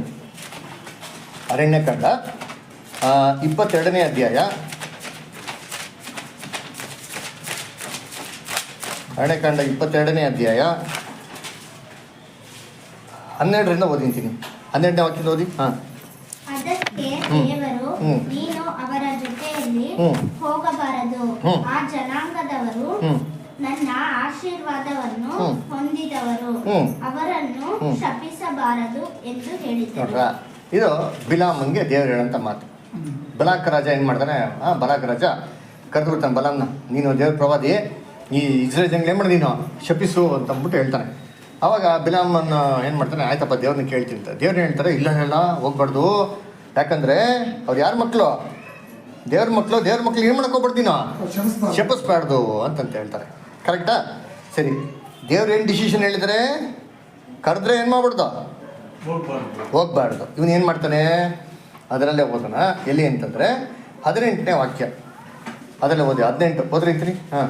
ಅದಕ್ಕೆ ಬಿಳಾಮನು, ಬಾಲಾಕನು ತನ್ನ ಮನೆ ತುಂಬುವಷ್ಟು ಬೆಳ್ಳಿ ಬಂಗಾರ ಕೊಟ್ಟರು, ನಾನು ನನ್ನ ದೇವರಾದ ಯೆಹೋವನ ಆಜ್ಞೆಯನ್ನು ಮೀರಿ ಸಣ್ಣ ಕೆಲಸವನ್ನಾಗಲಿ ದೊಡ್ಡ ಕೆಲಸವನ್ನಾಗಲಿ ಮಾಡಲಾರೇನು. ನೋಡ್ರ ಹೆಂಗೆ ಹೇಳ್ತಾನೆ ನೋಡ್ರಿ, ಪಾಸಿಟಿವ್ ಆಗಿರಿ. ಏನು ಧೈರ್ಯವಾಗಿ ಎದುರಿಸಿದ್ದಾರೆ ಅಂದರೆ ಬಿಲಾಕ ರಾಜ್ಯನ ಅಂದರೆ, ಅಯ್ಯೋ ಚಿನ್ನ ಬೆಳ್ಳಿ ಎಷ್ಟು ಕೊಟ್ರೆ? ಮನೆ ತುಂಬ ಕೊಟ್ರೆ. ನಮ್ಗೇನೋ ಕೊಟ್ಟರೆ ನಾವೇನು ಮಾಡ್ತೀರಿ? ಸಣ್ಣರಾಗಿಬಿಡ್ತೀರಿ. ಹೇಳ್ತೀರ ಮನೆ ತುಂಬ ಚಿನ್ನ ಬೆಳ್ಳಿ ಕೊಟ್ಟರು, ನಾನೇನು ಮಾಡೋದಿಲ್ಲ. ಏನು ಮಾಡಲ್ಲ ಅಂತಾನೆ ದೇವರ ಕೆಲಸ ಮಾಡಲ್ಲ. ಅಲ್ಲಲ್ಲ, ಓದಿ ಇನ್ನೊಂದ್ಸರಿ ಓದಿ. ಅದಕ್ಕೆ ಬಿಳಾಮನು, ದೇವ್ರ ಆಜ್ಞೆ ಏನು ಮಾಡೋದಿಲ್ಲ, ಮೀರಿ ನಡೆಯೋದಿಲ್ಲ ಅಂತ ಹೇಳ್ತಾನೆ. ಅಲ್ವರ ವೆರಿ ಗುಡ್. ಎಷ್ಟು ಪಾಸಿಟಿವ್ ಆಗಿದೆ ಅವ್ರಿಗೆ. ಅದರ ಇವಾಗ ಇದನ್ನು ಹೇಳಿದ ಮೇಲೆ ಏನು ಮಾಡ್ಬೇಕಾಯ್ತು? ಅವನು ಕಳ್ಸ್ಬಿಡ್ಬೇಕಾಯ್ತು, ಅದು ಪಕ್ಕ ನಡ್ಕೊಂಡ್ಬಿಡ್ಬೇಕಾಯ್ತು. ಇವ್ನು ನೋಡಿ ಏನು ಮಾಡ್ತಾನೆ ನೆಕ್ಸ್ಟ್. ಆದ್ದರಿಂದ ನೀವು ಕೂಡ ರಾತ್ರಿ ಇಲ್ಲೇ ಇರ್ರಿ. ಏನಕ್ಕೆ ನೋಡ್ಕೊಬೇಕಾ? ಕೆಲಸ ಆಯ್ತು ತಾನೆ, ಗಂಟೆ ಮುಟ್ಟೆ ಕಟ್ಟು ಹೋಗಿ ಮಾಡುವ ಹೋಗು ಅಂತ ಹೇಳ್ಬೇಕು. ಅದ್ಭುತ. ಏನು ಹೇಳ್ತಾನೆ? ಒಂದು ರೂಮ್ ಚಿನ್ನ ಬೆಳ್ಳಿ ಅಂತ ಹೇಳ್ಬಿಟ್ಟು ಇವನೇ ಕೊಟ್ಬಿಟ್ಟಾನೆ ಕೊಟೇಶನ್. ನನಗೇನು ಬೇಕು? ನನಗೇನು ಬೇಕು? ಇವೆಲ್ಲ ಸಣ್ಣ ಪುಟ್ಟ ಗಿಫ್ಟ್ ಬೇಡಪ್ಪ, ಒಂದು ರೂಮ್ ತುಂಬ ಏನು ಬೇಕು ನನಗೆ, ಅದು ಮನಸ್ಸಲ್ಲಿ ಐತೆ. ಅದು ಇವಾಗ ಏನು ಮಾಡೋಕ್ಕಾಗ್ತಲ್ಲ, ಅದನ್ನು ಬೇರೆ ಆ್ಯಂಗಲಲ್ಲಿ ಪಾಲಿಷ್ ಮಾಡಿ ಸೂಪರ್ ಪ್ರೆಸೆಂಟೇಷನ್ ಮಾಡಿರೋದು. ನನಗೆ ಬೇಡ ಅಂತ. ಆದರೆ ಏನರ್ಥ? ನನಗೆ ಬೇಕು ಅಂತ. ಅದಕ್ಕೆ ಏನು ಮಾಡ್ತಾರೆ? ಅದ್ರ ಇವತ್ತು ರಾತ್ರಿ ಏನು ಮಾಡಿ ನೀವು ಇಲ್ಲೇ ಇಳ್ಕೊಳ್ಳಿ, ಆಮೇಲೆ ಇಲ್ಲೇ ಇರ್ರಿ. ಈಗ ಅದನ್ನು ನಾನು ತಿಳ್ಕೊಳ್ಳುತ್ತೇನೆ. ಏನಪ್ಪ ದೇವ್ರು ಫಸ್ಟ್ ಟೈಮ್ ಒಂದ್ಸತಿ ಹೇಳೋರೆ, ಇವ್ನು ಇನ್ನೊಂದ್ಸತಿ ಕೇಳಿದ ತಕ್ಷಣ ಅಯ್ಯೋ ಪಾಪ ಇನ್ನೊಂದ್ಸತಿ ಪದೇ ಕೇಳ್ತಾರೆ ಅಂದ್ಬಿಟ್ಟು ದೇವ್ರು ಏನು ಮಾಡ್ತಾರೆ? ಇವಾಗ ಚೇಂಜ್ ಮಾಡ್ತಾರಾ? ಅಲ್ಲೇ ಹೇಳ್ತಾರೆ, ಅಲ್ಲೇ ಹೋದ್ರೆ ಅದೇ ಅಧ್ಯಾಯದಲ್ಲಿ ಹೇಳ್ತಾರೆ, ದೇವರು ಮನುಷ್ಯನಲ್ಲ, ತನ್ನ ಮಾತನ್ನ ಬದಲಾಯಿಸಲಿಕ್ಕೆ ಅಲ್ವಾ ಏನೇ ಮಾಡ್ತಾರೆ ಉಳ್ಕೊಳ್ಳಿ ಅಂತ ಹೇಳ್ತಾರೆ ನೋಡಿ ನೆಕ್ಸ್ಟ್ ಏನಾಗ್ತಾರೆ ಅಂತ ಆಮೇಲೆ ಕಂಟಿನ್ಯೂ ಅದನ್ನು ನಾನು ತಿಳಿದುಕೊಳ್ಳುತ್ತೇನೆ ಎಂದು ಬಾಲಾಕನ ಸೇವಕರಿಗೆ ಉತ್ತರ ಕೊಟ್ಟನು. ಆಯ್ತು ಆಮೇಲೆ ಆ ರಾತ್ರಿ ದೇವರು ಬಿಳಾಮನ ಬಳಿಗೆ ಬಂದು ಆ ಮನುಷ್ಯರು ನಿನ್ನನ್ನು ಕರೆಯುವುದಕ್ಕೆ ಬಂದಿರುವುದರಿಂದ ಎದ್ದು ಅವರ ಜೊತೆಯಲ್ಲಿ ಹೋಗು, ಆದರೆ ನಾನು ನಿನಗೆ ಆಜ್ಞಾಪಿಸುವ ಪ್ರಕಾರವೇ ನೀನು ಮಾಡಬೇಕು ಅಂದನು. ಏನು ಇವಾಗ ದೇವ್ರೇನಂದ್ರು ರಾತ್ರಿ ಏನಂತ ದೇವರು ನೀವು ರಾತ್ರಿ ಪ್ರೇಯರ್ ಮಾಡ್ತಾರಲ್ವಾ, ರಾತ್ರಿ ದೇವರು ಬಿಲಾಮನ ಹತ್ರ ಬಂದು ಏನು ಹೇಳ್ತಾರೆ? ಕರೆದಕ್ಕೆ ಬರ್ತಾರೆ. ಓದ್ರಿ ವಾಕ್ಯ ಇನ್ನೂ ಸರಿ, ಟೆಕ್ಸ್ಟ್ ಬುಕ್ ನಿಮ್ಮ ಕೈಲಿ ಐತೆ, ಕ್ವಶನ್ ಪೇಪರ್ ನಿಮ್ಮ ಕೈಲಿ ಇದೆ, ಆನ್ಸರ್ ಪೇಪರ್ ಇದೆ, ಕಾಪಿ ಹೊಡೀರಿ. ಬಳಿಗೆ ಬಂದು ಆ ಮನುಷ್ಯರು ನಿನ್ನನ್ನು ಕರೆಯುವುದಕ್ಕೆ ಬಂದಿರುವುದರಿಂದ ಎದ್ದು ಅವರ ಜೊತೆಯಲ್ಲಿ ಹೋಗು. ಏನೋ ಎದ್ದು ಅವರ ಜೊತೆಯಲ್ಲಿ ಹೋಗು. ದೇವ್ರು ಏನು ಹೇಳಿದ್ರು ಫಸ್ಟ್ ದಿನ? ಹೋಗ್ಬೇಡ. ಇಲ್ಲೇ ಹೇಳ್ತಾರೆ. ಯಾಕೆ ಹೇಳಿದ್ರು? ದೇವ್ರು ಚೇಂಜ್ ಆಗ್ಬಿಟ್ರಾ? ನೋಡಿ ನೆಕ್ಸ್ಟ್ ಹೋದ ಅದು ಅರ್ಥ ಏನು ನಮ್ಗೆ ಗೊತ್ತಾಗ್ತದೆ ಮುಂದೆ ಗೊತ್ತು. ನೆಕ್ಸ್ಟ್ ನಾನು ಆಜ್ಞಾಪಿಸುವ ಪ್ರಕಾರವೇ ನೀನು ಮಾಡಬೇಕು ಅಂದನು. ಬೆಳಗ್ಗೆ ಬಿಳಾಮನು ತನ್ನ ಕತ್ತೆಗೆ ತಡಿ ಹಾಕಿಸಿ ಮೂವರ ಪ್ರಧಾನ ಜೊತೆ ಹೊರಟನು. ಅವನು ಹೋದುದರಿಂದ ದೇವರಿಗೆ ಕೋಪ ಉಂಟಾಯಿತು. ಅಲ್ಲ ಇವಾಗ ದೇವರೇ ಒಂದ್ಸತಿ ಏನ್ ಹೇಳ್ತಾರೆ ಹೋಗ್ಬೇಡ ಅಂತಂತಾರೆ, ಇನ್ನೊಂದ್ಸತಿ ಆಯ್ತು ಹೋಗು ಅಂತಂದ್ರು. ಹೋಗಿದ ತಕ್ಷಣ ಇವ್ರಿಗೆ ಏನಾಯ್ತಂತೆ ದೇವ್ರಿಗೆ? ಏನಕ್ಕೆ? ಇವನು ಎಂತ ಪ್ರವಾದಿ ನೋಡಿ ಅಂತೀನಿ, ತರಲೆ ತಂದು ದೇವ್ರು ಒಂದ್ಸತಿ ಹೋಗ್ಬೇಡ ಅಂದ್ಮೇಲೆ ಮುಗಿದ ಕತೆ ಫಿನಿಶ್ ಮ್ಯಾಟ್ರು. ತಿರ್ಗಾ ದೇವ್ರ ಅದನ್ನೇ ಕೇಳಿದ್ರೆ ದೇವ್ರು ಏನ್ ಮಾಡ್ತಾರೆ? ಹೋಗ್ಬೇಡ ಅಂತಂತಾರ. ಹೋಗ್ಬೇಡ ಅಂದ್ಮೇಲೆ ಏನ್ ಮಾಡ್ಬೇಕು? ಹೋಗ್ಬೇಡ್ದು. ಇಲ್ಲ ದೇವ್ರ ಹೋಯ್ತೀನಿ ದೇವ್ರ ಏನ್ ಮಾಡ್ತಾರೆ? ಹಂಗೆ ಹೇಳಿ ದೇವ್ರು ಹೋಗೋದೈತೆ ಹೋಗು, ಹೇಳೋ ಕೆಲಸ ಮಾಡು ಅಂತ ಅಂದ್ಬಿಟ್ಟು ಬೆಳಗ್ಗೆ ಎದ್ದ ತಕ್ಷಣ ಏನಾಯ್ತಂತೆ? ಇವ್ನು ಹೋಗಿದ ತಕ್ಷಣ ದೇವ್ರಿಗೆ ಕೋಪ. ಅದ್ರ ಇದೇನಪ್ಪ ಅರ್ಥ ಅಂದರೆ ನೋಡ್ರಿ, ಹೇಳೋದೊಂದು ಮಾಡೋದೇನ್ರಿ ಇನ್ನೊಂದು. ಇದು ಯಾರಿಗೂ ಇಷ್ಟ ಆಗಿಲ್ಲ ಅದ ನೋಡಿ. ಇವ್ನಿಗೆ ಯೋಚನೆ ಬಂತ್ರಿ ಅಲ್ವರ. ಯೋಚನೆ ಬಂದಿದ್ದನ್ನ ಹೆಂಗೆ ಥಿಂಕ್ ಮಾಡಬೇಕಾಯ್ತು? ವಾಕ್ಯದ ಪ್ರಕಾರ ಥಿಂಕ್ ಮಾಡೋದ್ರೆ ವಾಕ್ಯದ ವಿರುದ್ಧವಾಗಿ ಥಿಂಕ್ ಮಾಡ್ತಾ ನೋಡಿರ್ತೀನಿ. ಇದೇನಾಗಿಲ್ಲ ದೇವ್ರಿಗೆ ಇಷ್ಟ ಆಗಿಲ್ಲ ಅಲ್ವರ. ಅದರಿಂದ ನೋಡ್ಬೇಕಾದ್ರೆ ನಮ್ಮ ಒಂದು ಬೀಜ ನಾವೇನು ಬಿತ್ತನೆ ಮಾಡ್ತೀರಿ, ಇದನ್ನ ಬಿತ್ತನೆ ಮಾಡೋದನ್ನ ನಾವು ಏನು ಚಿಂತೆ ಮಾಡ್ತೀರಿ, ಯಾವ್ದ್ರ ಬಗ್ಗೆ ಯೋಚನೆ ಮಾಡ್ತೀರಿ, ತುಂಬ ತುಂಬ ಇಂಪಾರ್ಟೆಂಟ್. ಅದಕ್ಕೆ ಹೇಳಿ ಜ್ಞಾನ ಹೋಗ್ತಾರೆ, ಒಬ್ಬ ಮನುಷ್ಯ ಏನು ಯೋಚಿಸ್ತಾನೋ, ಯಾವ ಥರ ಯೋಚಿಸ್ತಾನೋ ಅವನ ಹಾಗೆ ಏನಾಗಿದ್ದಾನೆ ಇರ್ತಾನೆ ಅಲ್ವರ. ಸರಿ, ಇವಾಗ ನಮ್ಗೇನಾಯ್ತು ಇವೆಲ್ಲ ಗೊತ್ತಾಯ್ತು. ಸರಿ, ನಮ್ಮ ಒಂದು ಆಲೋಚನೆನ ಮತ್ತೊಬ್ಬರು ಇನ್ಫ್ಲೂಯೆನ್ಸ್ ಮಾಡ್ಬೋದಾ? ನಾನು ಏನೋ ಥಿಂಕ್ ಮಾಡ್ತಿದ್ದೀನಪ್ಪ, ನಾನು ಬೇರೆ ಥರ ಥಿಂಕ್ ಮಾಡೋದಕ್ಕೆ ನಾನು ಯಾರೋ ಪ್ರಭಾವಿಸ್ಬೋದಾ? ಪ್ರಭಾವ ಮಾಡ್ಬೋದು, ಯಾಕಾಗಲ್ಲ? ಇವಾಗ ಮಕ್ಳುಗಳಿಗೆ 2 4 ಅಂತ ಗೊತ್ತಿರಲ್ಲ ಅವರ, ಅವ್ರಿಗೆ ಯೋಚನೆ ಇರಲ್ಲ.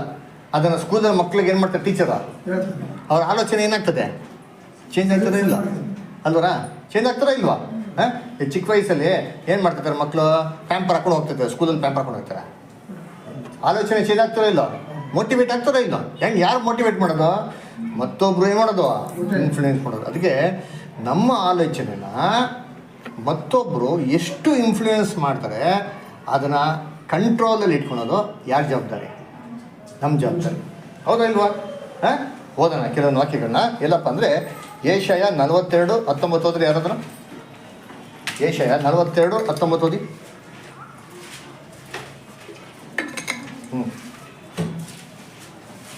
ಕಿವುಡರೇ ಕೇಳಿರಿ, ಕುರುಡರೇ ನಿಮ್ಮ ಕಣ್ಣಿಟ್ಟು ನೋಡಿರಿ. ನನ್ನ ಸೇವಕನ ಹೊರತು ಯಾರು ಕುರುಡರು? ನೋಡ್ರ, ನನ್ನ ಸೇವಕನ ಹೊರತು ಯಾರು ಕುರುಡರು? ನಾನು ಕಳಿಸುವ ದೂತನಂತೆ ಯಾರು ಕಿವುಡರು? ನೋಡ್ರ, ನಾನು ಕಳಿಸುವಂತ ದೂತನಂತೆ ಯಾರು ಕಿವುಡರು? ಏಷಯ 42:19 ಆಯ್ತಾ? ಕರೆಕ್ಟ್ ಓದಿ ನೆಕ್ಸ್ಟ್ ಮುಂದಕ್ಕೆ. ನನ್ನ ಭಕ್ತನ ಹಾಗೆ ಯಾರು ಕುರುಡರು? ನನ್ನ ಭಕ್ತನ ಹಾಗೆ ಯಾರು ಕುರುಡರು? ಇವಾಗ ಹೇಳ್ರಿ, ದೇವರ ಸೇವಕ ಒಬ್ಬ ಇದ್ದಾನಂತೆ, ಅವನೇ ಕಿವುಡ ಅಂತೆ, ಅವನೇ ಕುರುಡ ಅಂತೆ. ಯಾರಿದ್ದು?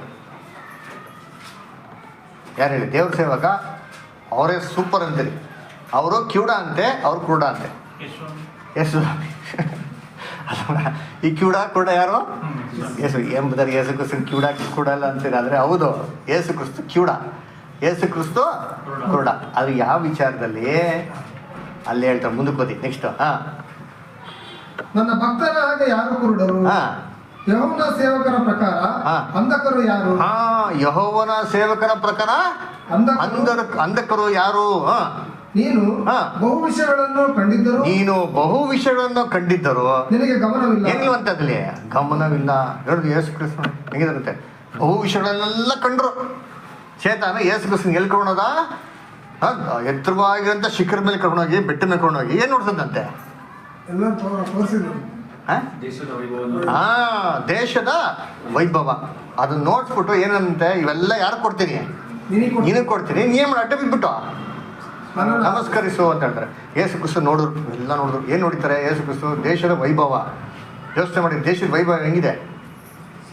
ಸೂಪರ್ ರೀ. ಯಾರು ಹೋಗಿದ್ರಾ? ಹೋಗಿ ದಯವಿಟ್ಟು ಅಂತೀನಿ, ಹೋಗ್ಬಿಡಿ ದಯವಿಟ್ಟು ಯಾಕೋ ಮುಂಚೆನೇ ನೆಟ್ಟಿಗೆ ಬರಲ್ಲ, ಇದು ಹೋಗ್ಬಿಟ್ರೆ ಹೋಗೇ ಬಿಡ್ತೀರಾ ಅಲ್ವರ? ಅದಕ್ಕೆ ಹೋಗ್ಬೇಡ್ರಿ ಅಲ್ವರ. ನೋಡ್ರಿ, ದೇಶದ ವೈಭವ ಅಲ್ವರ ಹೆಂಗಿದೆ ಗೊತ್ತಾ? ಏನು ಫ್ಲೈಟಲ್ಲಿ ಹೋದರೆ ನೀವು ಫ್ಲೈಟಿಗೆ ನೋಡ್ಬಿಟ್ರೆ ಸಾಷ್ಟಾಂಗ ನಮಸ್ಕಾರ ಮಾಡಿಬಿಡ್ತೀರಿ. ಬೈಬಲ್ ಈ ವಾಕ್ಯ ಅಲ್ಲಿ ನೆರವೇರ್ತಾರೆ ರೀ. ಹೆಂಗಿದೆ ಗೊತ್ತಾ? ನಮ್ಮ ಹಿಂಗೆ ಏನಿಲ್ಲ ರೀ.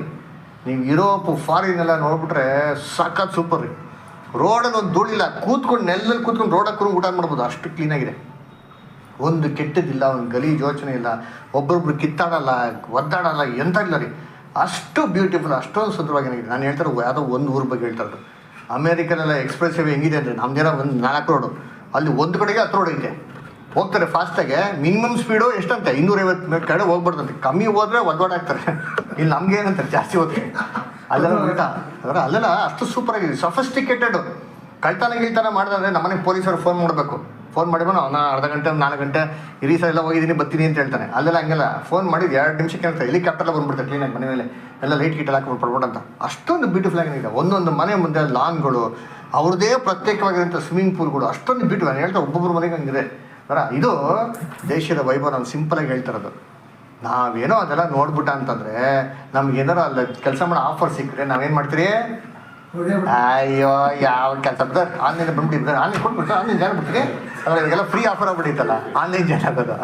ನಾನು ಸ್ವಲ್ಪ ದಿನ ಸ್ಟಾಪೇ ಮಾಡಿಬಿಡ್ತೀನಿ ಅಂದ್ರೆ ಈ ಕೆಲಸನೇ ಬೇಡ, ಫಿಸಿಕಲಾಗಿ ಬರೋಗಿರೋ ಬರ್ಬೋದು ಅಂದ್ರೆ ಆನ್ಲೈನ್ ಮಾತ್ರ ಯಾವತ್ತೂ ಮಾಡಲ್ಲ. ಅಂದ್ರೆ ಅದಕ್ಕೆ ಈ ಆಫರ್ ನಮಗೆ ಕೊಟ್ಟರೆ ನಾವೇನು ಮಾಡ್ತೀರಿ? ಏಸು ಕ್ರಿಸ್ತಂತರ ಹೆಂಗಿದ್ರೆ ಏಸು ಕ್ರಿಸ್ತ ಬಹು ವಿಚಾರಗಳನ್ನು ಕಂಡರು ಏನು ಮಾಡಲಿ? ಏಸು ಕ್ರಿಸ್ತ ಗಮನಿಸ್ಲಿಲ್ಲ ನೋಡ್ರಿ. ಅದು ಇಂಪಾರ್ಟೆಂಟ್ ರೀ. ಅದರ ಒಂದು ಶೋಕೇಸಲ್ಲಿ ನೋಡ್ತೀರಿ, ಸೂಟು ಬುಟ್ಟು ಅದರಲ್ಲೇ ಎಷ್ಟು ಚೆನ್ನಾಗೈತೆ ಮೊಬೈಲು, ಆ್ಯಪಲ್ ಫೋನು ಅಂತಂದ್ಬಿಟ್ಟು ಅದ್ರ ಬಗ್ಗೆನೇ ಯೋಚನೆ ಮಾಡ್ತಾಯಿದ್ರೆ ನಮ್ಮ ಮನಸ್ಸಲ್ಲಿ ಏನು ತುಂಬ್ಕೊತದೆ? ಹೌದಾ ಇಲ್ವಾ? ಬೇಕನ್ನಿಸ್ತದೆ. ನಮ್ಮ ಯೋಚನೆ ಹೆಂಗಿರ್ಬೇಕು ಗೊತ್ತಾ? ದಾವೀದ್ ಹೇಳ್ತಾನೆ, ದೇವರೇ ನಾನು ಅಧಿಕವಾಗಿ ನನ್ನ ಏನು ಮಾಡಕ್ಕೆ ಹೋಗ್ಬೇಡ, ಮಾಡಬೇಡ. ಯಾಕೆ? ನೀನು ಮರ್ತು ಬಿಡ್ತೀನಿ. ಅಧಿಕವಾಗಿ ಬಡತನಾಗ ಏನು ಮಾಡ್ಬೇಡ, ಮಾಡ್ಬೇಡ. ನಾನು ಏನು ಮಾಡ್ತೀನಿ? ಕಳ್ತನ ಮಾಡಿ ನಿನಗೆ ಶಾಪ ಬರುತ್ತಾ ಮಾಡ್ಬಿಟ್ಟು ನಿನಗೆ ಕೆಟ್ಟ ಹೆಸರು ಅಂದ್ಬಿಡ್ತೀನಿ. ಅದ್ರ ಏನು ನೋಡ್ರಿ ದಾವೀದಂತ ಶ್ರೀಮಂತನೇ ಇದ್ದಾನೆ. ಬೈಬಲ್ ನೋಡ್ತೀರಿ, ರಿಚೆಸ್ಟ್ ಕಿಂಗ್ ಅದು ಯಾರು? ಸೊಲೊಮೋನ್. ಅದರ ಅವ್ರ ಅಪ್ಪ ಯಾರು? ದಾವೀದ್. ಇವ್ರ ಮಗನೇ ಸೇರಿಸಿದ್ರು, ಅವ್ರ ಅಪ್ಪ ಎಷ್ಟು ಸೇರಿಸಿದ್ರು ಗೊತ್ತಾ? ಆಲಯಕ್ಕೆ ಎಲ್ಲ ಸೇರಿಸಿಟ್ಟಿದ್ದು ಯಾರಂತೆ? ದಾವೀದು. ಸ್ವಂತಕ್ಕೇನೋ ಮಾಡ್ಕೊಂಡು ನಾನು ಯೋಚನೆ ಮಾಡಿರ್ತೀನಿ. ಮಾಡಿದ ದಾವೀದು. ಬೈಬಲ್ ರೆಕಾರ್ಡ್ ಇದೆಯಾ? ಸೊಲೊಮೋನ್ ಮಾಡ್ತಾನೆ. ದೇವರ ಆಲಯನ 7 ವರ್ಷ ಕಟ್ಟಿದ್ರೆ ಇವ್ರ ಮನೇಲಿ ಎಷ್ಟು ವರ್ಷ ಕಟ್ಟೋದು ಗೊತ್ತಾ? 11 ವರ್ಷ. ಬೈಬಲ್ ಇದೆ, ಓದ್ರಿ. ಇವೆಲ್ಲ ಹೇಳೋದು ನನ್ನ ಎಕ್ಸಾಂಪಲ್ಸು. ದಯವಿಟ್ಟು ಬೈಬಲ್ ಓದಿ ಆಯ್ತಾ? ಇವೆಲ್ಲ ನಮಗೆ ಪ್ರಾಕ್ಟಿಕಲ್ ಎಕ್ಸಾಂಪಲ್ಸು. ಅದರ ನಮ್ಮ ಕುರುಡುತನ ಇರಬೇಕು. ಲೋಕದ ವಿಚಾರಗಳಲ್ಲಿ ನಮ್ಮ ಮನಸ್ಸು ಏನಾಗಿರಬಾರ್ದು, ಇರಬಾರ್ದು. ಬಹು ವಿಚಾರಗಳನ್ನು ನೋಡಿದ್ರು ಯೇಸು ಕ್ರಿಸ್ತು ಏನು ಮಾಡಲಿಲ್ಲ, ಅದನ್ನ ಗಮನಕ್ಕೆ ತಂದ್ಕೊಂಡಿಲ್ಲ. ಯೇಸು ಕ್ರಿಸ್ತು ಯೋಚನೆ ಮಾಡಿದ್ರು, ಎಷ್ಟು ಜನ ಯೇಸು ಕ್ರಿಸ್ತನ ಬೈಕೊಂಡಿರ್ತಾರೆ. ತೂ ಚಿ ಅಂತೆಲ್ಲ ಉಗಿದ್ರೋ ಇಲ್ವೋ? ಹೇಳಿದ್ರೋ ಇಲ್ಲ? ಯೇಸು ಕ್ರಿಸ್ತನೆಲ್ಲ ಮನಸ್ಸಿಗೆ ಹಚ್ಕೊಂಡಿರ್ತಾರ ಹೇಳ್ರಿ. ಕಣ್ಣಿಗೆ ಬಟ್ಟೆ ಕಟ್ಬಿಟ್ಟು ಯೇಸು ಕ್ರಿಸ್ತನ ತೂ ಅಂತ ಉಗಿತಾರೆ. ಎಷ್ಟು ಹೆಂಗಿರ್ಬೇಕು ಯೇಸು ಕ್ರಿಸ್ತನ ರೋಷ. ನಮ್ಗೆ ಯಾರು ಮಾತಾಡ್ಬೇಕಾದ್ರೆ ನಮ್ಮ ಬ್ರದರ್ ಸಿಸ್ಟರ್ಸ್ಗಳು ಇಂಜಲ್ ಉಗಿದ್ಬಿಟ್ರೆ, ಬೈ ಮಿಸ್ ಆಗಿ ಬಂದ್ಬಿಟ್ರೆ ನಮ್ಗೆ ಏನಾದ್ರು ಒಂಥರ ತುಂಬ ಮನಸ್ಸಿಗೆ ತುಂಬ ಕಷ್ಟ ಆಗ್ತಾರೆ. ಅದರ ಅದು ಹ್ಯೂಮನ್ ಟೆಂಡೆನ್ಸಿ ರೀ. ಯೇಸು ಕ್ರಿಸ್ತನ ಮುಖಾಮುಖವಾಗಿ ನಿಂತ್ಕೊಂಡು ಫೇಸ್ ಟು ಫೇಸ್ ಉಗಿತಾರೆ ಅಂದರೆ ಯೇಸು ಕ್ರಿಸ್ತನ ಫಸ್ಟ್ ಟೈಮ್ ಎಷ್ಟು ಫೀಲ್ ಆಗಿರ್ಬೇಕಲ್ಲ. ನಾನೇ ಸೃಷ್ಟಿ ಮಾಡಿದ್ದೀನಿ, ಇವ್ರು ಸಾಯಕ್ಕೆ ಬಂದಿದ್ದೀನಿ, ನನಗೆ ಉಗಿತಾರೆ ಅಂತ ಯೇಸು ಕ್ರಿಸ್ತನಿಗೆ ಎಷ್ಟು ಕಷ್ಟ ಆಗಿರ್ಬೇಕಲ್ವ. ಅದಕ್ಕೆ ಬಹು ವಿಚಾರಗಳನ್ನು ನೋಡಿದ್ರು ಹೆಂಗಿದ್ರಂತೆ, ಗಮನಿಸ್ತಿಲ್ಲ. ನೆಕ್ಸ್ಟ್, ನೀನು ಬಹು ವಿಷಯಗಳನ್ನು ಕಂಡಿದ್ದರೂ ನಿನಗೆ ಗಮನವಿಲ್ಲ. ಇವನ ಕಿವಿ ತೆರೆದಿದ್ದರೂ ಕೇಳಲು. ಕಿವಿಗಳನ್ನು ತೆರೆದಿದ್ರು ಕೇಳಲು. ಯಾವ ವಿಚಾರನ? ಯೇಸು ಕ್ರಿಸ್ತು ಯಾವ ವಿಚಾರದಲ್ಲಿ ಕೇಳಲಿಲ್ಲ? ಕೆಟ್ಟ ವಿಚಾರಗಳಲ್ಲಿ. ಯೇಸು ಕ್ರಿಸ್ತನಿಗೆ ಎಷ್ಟೆಲ್ಲ ಬೈದ್ರಿ. ನೀನು ಬೆಲ್ಜೆಬೂಲ್ ಮಗ, ನೀನು ಕುಡುಕಾರನಿಗೇನ್ರಿ? ಯಾರಿಗೆ ಫ್ರೆಂಡ್ಸು? ನೀನು ಕುಡಿಯೋರಿಗೆ ಫ್ರೆಂಡ್ಸು. ಅದರ ವ್ಯವಿಚಾರಿಗಳಿಗೇನ್ರಿ ನೀನು ಫ್ರೆಂಡ್ಸು? ಹೊಟ್ಟೆ ಬಾಕ ನೀನು ಅಂತ ಯೇಸು ಕ್ರಿಸ್ತನಿಗೆ ಏನು ಮಾಡಿದ್ರು? ಯೇಸು ಕ್ರಿಸ್ತನೆಲ್ಲ ಮನ್ಸಿಗೆ ಹಚ್ಕೊಂಡಿದ್ರೆ ಯೇಸು ಕ್ರಿಸ್ತು ಏನಾಗಿರೋರು? ಡಿಪ್ರೆಷನ್ ಆಗ್ಬಿಡ್ಬೇಕಾಯ್ತು. ಅದರ ಯೇಸು ಕ್ರಿಸ್ತು ಇದನ್ನೆಲ್ಲ ಏನು ಮಾಡೋಕ್ಕೋಗಿಲ್ಲ. ನಾವು ಈ ಥರ ಇರಬೇಕು. ನಾವು ಇದು ಆಪೋಸಿಟಾಗಿ ಇದ್ದೀರಿ. ದೇವ್ರ ವಾಕ್ಯಕ್ಕೆ ಏನು ಮಾಡೋದು? ಕ್ಲಾಕ್. ದೇವ್ರ ವಾಕ್ಯ ನೋಡೋಕ್ಕೆ ನಮ್ಗೇನಿಲ್ಲ ಇಂಟ್ರೆಸ್ಟ್ ಇಲ್ಲ. ಕಿವಿ ಕೇಳೋಕ್ಕೆ ನಮ್ಗೇನಿಲ್ಲ ಕಿವಿಗಳಿಲ್ಲ. ಅಂದ್ರೆ ದೇವ್ರ ಮಕ್ಳು ಹೆಂಗಿರ್ಬೇಕು ನೋಡಿದ್ದೀನಿ, ಈ ವಿಚಾರದಲ್ಲಿ ಕುರುಡರಾಗಿರ್ಬೇಕು. ಈ ವಿಚಾರದಲ್ಲಿ ಏನಾಗಿರ್ಬೇಕು? ನಾವು ಕಿವುಡರಾಗಿ ಏನಾಗಿರ್ಬೇಕು ಇರಬೇಕು. ಅದರ ಅಧಿಕಾಡ್ಬೇಕಾದ್ರೆ ನಮ್ಮ ಓಟನ್ನು ಜಯಿಸಬೇಕು ಅಂದರೆ ನಮ್ಮ ಯೋಚನೆಗಳು ಕ್ಲಿಯರ್ ಆಗಿರಬೇಕು. ಅರ್ಥ ಆಯ್ತಾ? ಸರಿ, ಇವಾಗ ಇದನ್ನು ನಾವು ಹೆಂಗೆ ಟ್ಯಾಕಲ್ ಮಾಡೋದು, ಅದರ ಹೆಂಗೆ ಜಯಿಸೋದು ಗೊತ್ತಾಯ್ತಲ್ಲ. ಹೇಗಿರಬೇಕು ಹೇಗಿರಬಾರ್ದು, ಪ್ರಾಬ್ಲಮ್ ಏನಂತ ಗೊತ್ತಾಯ್ತು. ಸೊ ಸೊಲ್ಯೂಷನ್ ಏನು? ಈ ಸೊಲ್ಯೂಷನ್ನೇ ನಾವು ಓದಿರೋಂಥ ಆಧಾರ ವಚನದಲ್ಲಿ ನಮ್ಮ ಅಪೊಸ್ತಲ ಪೌಲ್ ಹೇಳೋದು. ಓದೋಣ, ಓದಿಂತೀರಿ. ಫಿಲಿಪಿಯರ್ ಬರೆದಂಥ ಪತ್ರಿಕೆ 4ನೇ ಅಧ್ಯಾಯ, ಫಿಲಿಪಿಯರ್ 4:8 ಓದ್ರಿ, ಕನ್ನಡದಲ್ಲಿ ಓದ್ರಿ ಅಂತೀರಿ. ಫಿಲಿಪಿಯರ್ 4 ಓದಿ ಸರ್. ಸಹೋದರರೇ, ಯಾವುದು ಸತ್ಯವೋ, ಮಾನ್ಯವೋ, ನ್ಯಾಯವೋ, ಶುದ್ಧವೋ, ಪ್ರೀತಿಕರವಾದದ್ದು, ಮನೋಹರವಾದದ್ದು ಆಗಿದೆಯೋ, ನೋಡಿ, ಯಾವುದು ಸದ್ಗುಣವೋ, ಯಾವುದು ಕೀರ್ತಿಗೆ ಯೋಗ್ಯವೋ, ಅದು ಯಾವುದು ಏನ್ರಿ ಕೊನೆಗೆ ಬಂತ ಮಹಿಮೆ, ಇವುಗಳನ್ನ ಏನು ಮಾಡಿ ಲಕ್ಷ್ಯಕ್ಕೆ ತಂದುಬಿಡಿ. ಅಂದರೆ ನಮ್ಮ ಥಾಟ್ಸ್ ಯಾವ ಥರ ಇರಬೇಕು ಅಂತ ಲಿಸ್ಟ್ ಏನು ಮಾಡ್ತಾ ಕೊಡ್ತಾರೆ. ಅದರ ಈ ಥರ ಇದ್ದರೆ ನೀವು ಥಿಂಕ್ ಮಾಡಿ, ಇಲ್ಲ ಅಂದರೆ ದಯವಿಟ್ಟು ಥಿಂಕೇ ಮಾಡೋಕ್ಕೆ ಹೋಗ್ಬಿಡಿ. ಈ ಥರ ಮಾಡಿದ್ರೆ ನಮ್ಮ ಮನಸ್ಸು ಹೆಂಗಿರ್ತಾರೆ ಅಂದರೆ 7ನೇ ವಾಕ್ಯ ಓದಿಷ್ಟ ಹಂಗೆ ಅದರಲ್ಲೇ ಆಗ ಎಲ್ಲಾ ಗ್ರಹಿಕೆಯನ್ನು ಮೀರುವ ದೇವಶಾಂತಿಯು ನಿಮ್ಮ ಹೃದಯಗಳನ್ನು ಯೋಚನೆಗಳನ್ನು ಕ್ರಿಸ್ತ ಯೇಸುವಿನಲ್ಲಿ ಕಾಯುವುದು. ನಿಮ್ಮ ಯೋಚನೆಗಳನ್ನು ದೇವ್ರೇನು ಮಾಡ್ತಾರೆ? ಕಾಯ್ತಾರೆ. ಅದಕ್ಕೆ ನಾವು ಹೆಂಗಿರ್ಬೇಕು ಅಂತ ಹೇಳ್ತಾರೆ ಅಂದರೆ, ಫಸ್ಟ್ ಆಫ್ ಆಲ್ ಅದು ಒಂದು ಕ್ಯಾಟಗರಿ. ಮೊದಲನೇದು ಏನು ಹೇಳೋದು? ಯಾವುದು ಸತ್ಯವೋ ಅಲ್ಲರ, ಅಂದರೆ ಸತ್ಯಕ್ಕೆ ವಿರುದ್ಧವಾಗಿರೋದನ್ನ ಯೋಚನೆ ಮಾಡೋಕ್ಕೆ ಹೋಗ್ಬಿಡಿ ಅಂತ ಹೇಳ್ತಾರೆ. ಏನು ಸತ್ಯಕ್ಕೆ ವಿರುದ್ಧವಾಗಿರೋದು ಅಂದರೆ ಅಸತ್ಯ. ಅಸತ್ಯ ಏನಂದರೆ ಎಕ್ಸಾಜರೇಷನ್ ಮಾಡೋದು. ಎಕ್ಸಾಜರೇಷನ್ ಅಂದರೆ ನೋಡಿ, ಒಂದು ವಿಚಾರ ಹಂಗಿಲ್ಲ ರೀ, ಅದಕ್ಕಿಂತ ಮಿತಿಯಾಗಿ ಏನು ಮಾಡೋದು, ಅದನ್ನ ಯೋಚನೆ ಮಾಡೋದು. ಅದಕ್ಕೆ ನಮಗೆ ಬೆಸ್ಟ್ ಎಕ್ಸಾಂಪಲ್ ಯಾವುದು ಅಂತಂದರೆ ನೋಡಿ, ಮನುಷ್ಯ ಸತ್ತಿದ ಮೇಲೆ ಅಥವಾ ಆಲ್ರೆಡಿ ಸತ್ತೋಗಿರೋಂಥ ಎಲ್ಲ ಜನಗಳು ಎಲ್ಲ ಎಲ್ಲಿದ್ದಾರೆ ಅಂತ ಕೇಳಿದ್ರೆ ನೀವೆಲ್ಲ ಏನು ಹೇಳ್ತೀರಾ? ಮಣ್ಣಲ್ಲಿದ್ದಾರಂತೆ. ಎಲ್ಲಿದ್ದಾನೆ, ಏನಕ್ಕೆ ಎಲ್ಲಿದ್ದಾನೆ ಅಂತ ಕೇಳಿದ್ರೆ ನೀವೇನು ಹೇಳ್ತೀರಾ? ಮಣ್ಣಲ್ಲಿದೆ ಅಂತ. ಇದನ್ನೇ ಹೋಗಿ ಬ್ಯಾಬಿಲೋನಿಗೆ ಕೇಳಿದ್ರೆ ಏನು ಹೇಳ್ತಾರೆ? ಪರಲೋಕದಲ್ಲಿದ್ದಾರೆ. ಅಬ್ರಹಾಮ್ ಎಲ್ಲಿದ್ದಾನೆ ಅಂತಂದ್ರೆ ಎಲ್ಲಾರು ಭಿಕ್ಷುಕರ ಮನೇಲಿ ಕೂತವ್ರೆ ಅಂತ ಹೇಳ್ತಾರೆ. ಹೌದಾ ಇಲ್ವಾ? ಸರಿ, ಅದು ಸತ್ಯನಾ? ಅಸತ್ಯನಾ? ಇಲ್ಲ, ಅದು ಎಕ್ಸಾಜರೇಷನ್. ಅದು ಅವರು ಊಹಾಪೋಹಗಳು. ಸತ್ಯ ಇದೆಯಾ? ಅದು ಸತ್ಯ ಇಲ್ಲ. ಅರ್ಥ ಇದೆ ಪಾಯಿಂಟ್. ಇವಾಗ ಇದೇ ಥರ ದೇವ್ರ ವಾಕ್ಯದಲ್ಲಿ ಇರೋದಕ್ಕಿಂತ ಮಿತಿಯಾಗಿ ಇಲ್ದಿರೋದು ಯೋಚನೆ ಮಾಡೋದು ಏನ್ರಿ? ಅಸತ್ಯ. ಹೆಂಗಪ್ಪ ಅಂತಂದರೆ, ಇವಾಗ ಯೇಸು ಕ್ರಿಸ್ತ ಶೋಧನೆ ನೋಡಿದ್ರಿ. ನೀನು ದೇವ್ರ ಮನುಷ್ಯನಾಗಿದ್ದರೆ, ದೇವರ ಕುಮಾರನಾಗಿದ್ದರೆ ಏನು ಮಾಡಿ ನಾವು ಕಲ್ಗಳನ್ನ ರೊಟ್ಟಿ ಮಾಡ್ಕೊಂಡು ತಿನ್ನು ಅಂತ. ಯೇಸು ಕ್ರಿಸ್ತ ಇಮ್ಮಿಡಿಯೇಟ್ ಉತ್ತರ ಕೊಟ್ಟರು, ಇಲ್ಲ ಅದರ ದೇವ್ರ ವಾಕ್ಯದಲ್ಲಿ ಏನಾಗಿದೆ, ಮನುಷ್ಯನು ರೊಟ್ಟಿ ಮಾತ್ರ ಬದುಕೋದಿಲ್ಲ ಅಂದ್ಬಿಟ್ಟು ಬರೆದ್ಬಿಟ್ಟು ಯೇಸು ಕ್ರಿಸ್ತ ಉತ್ತರ ಕೊಟ್ಟರು.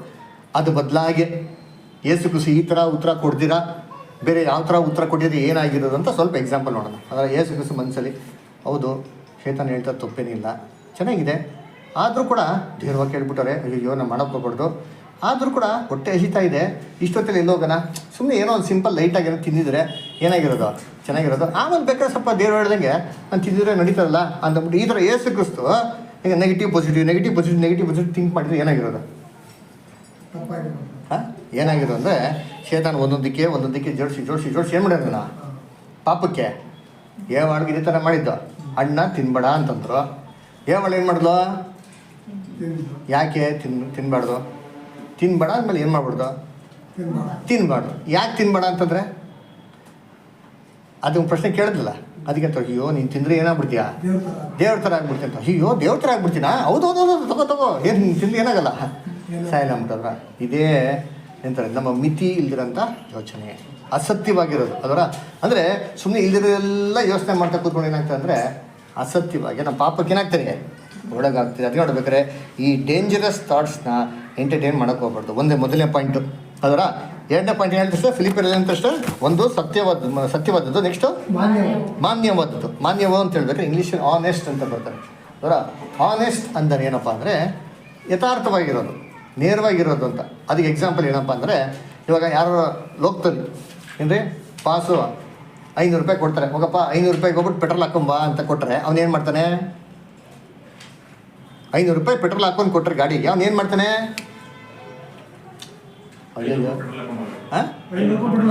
ಹಾಕೊಂಡು ಬರಬೇಕು. ಆದರೆ ಅವ್ರು ಏನು ಮಾಡ್ತಾರೆ ಲೋಕದಲ್ಲಿ?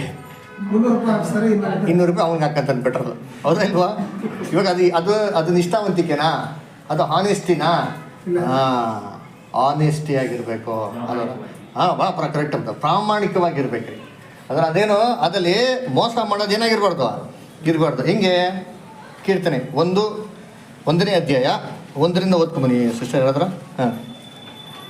ಯಾವನು ದುಷ್ಟರ ಆಲೋಚನೆಯಂತೆ ನಡೆಯದೆ ನೋಡ್ರ, ಯಾವನು ದುಷ್ಟರ ಆಲೋಚನೆಯಂತೆ ನಡೆಯದೆ. ಏನಪ್ಪ ಇದು ಆಲೋಚನೆ ಅಂತ ನಡೆಯೋದು ನಮ್ಮ ಕಾಲು.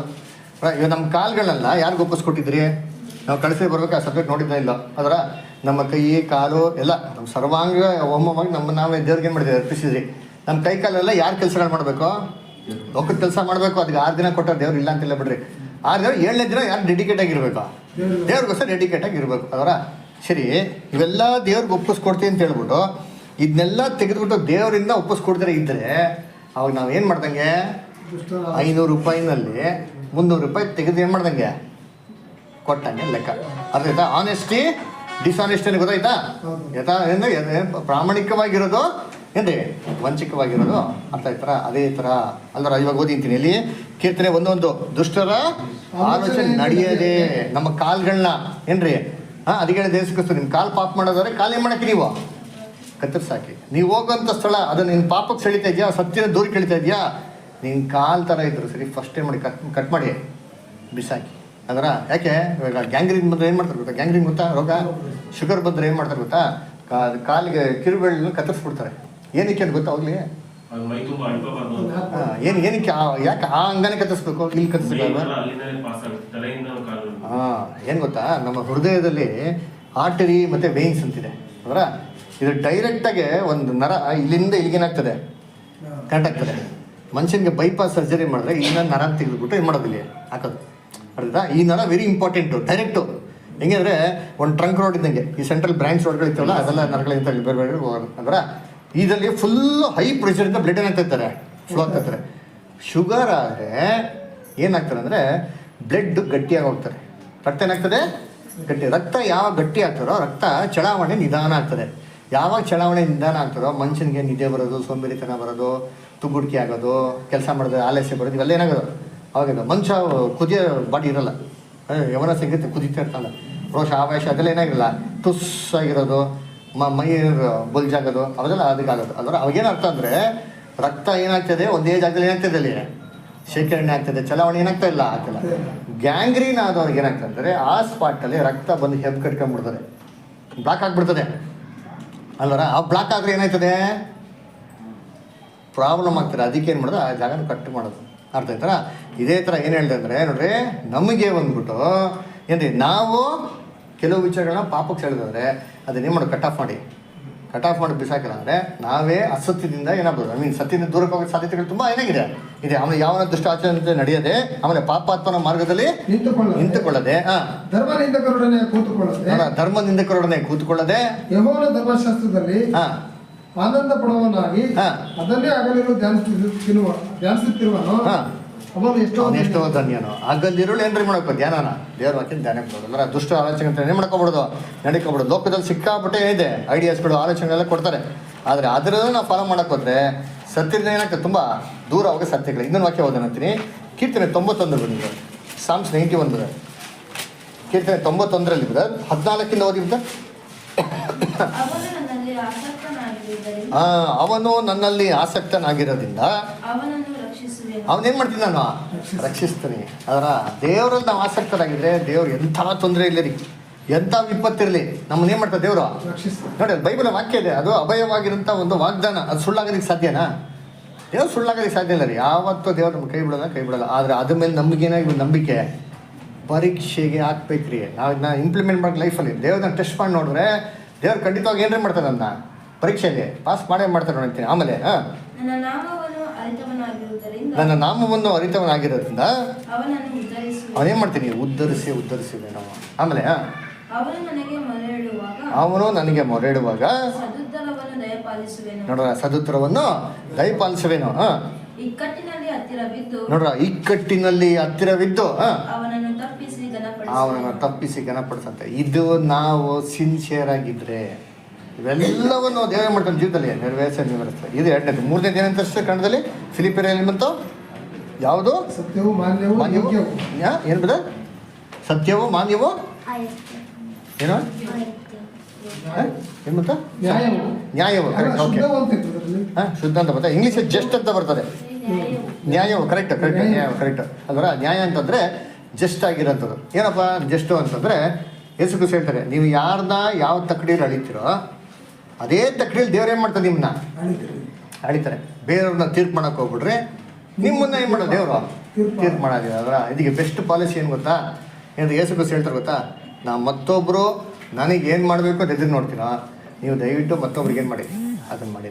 ಈ ಪಾಲಿಸಿನ ಇಂಪ್ಲಿಮೆಂಟ್ ಮಾಡ್ದ ಅಂತಂದರೆ ಅವಾಗ ಏನು ಮಾಡ್ದಂಗೆ ನಾವು ಏನೋ ನ್ಯಾಯವಾಗಿ ದೇವ್ರ ನೀತಿ ಏನು ಕೇಳ್ತಾರೆ ಹೇಳ್ರಿ, ಕಣ್ಣಿಗೆ ಕಣ್ಣು ಕರೆಕ್ಟಾ. ಅದು ಹಳೆ ಒಡಂಬಡಿಕೆಯಲ್ಲಿ ಕೇಳಿದ್ರು, ಹೊಸ ಒಡಂಬಡಿಕೆಯಲ್ಲಿ ಕಣ್ಣು ಕಿತ್ತಕ್ಕರೆ ಕಣ್ಣು ಕಿತ್ತಾಕೊಂತಾರ.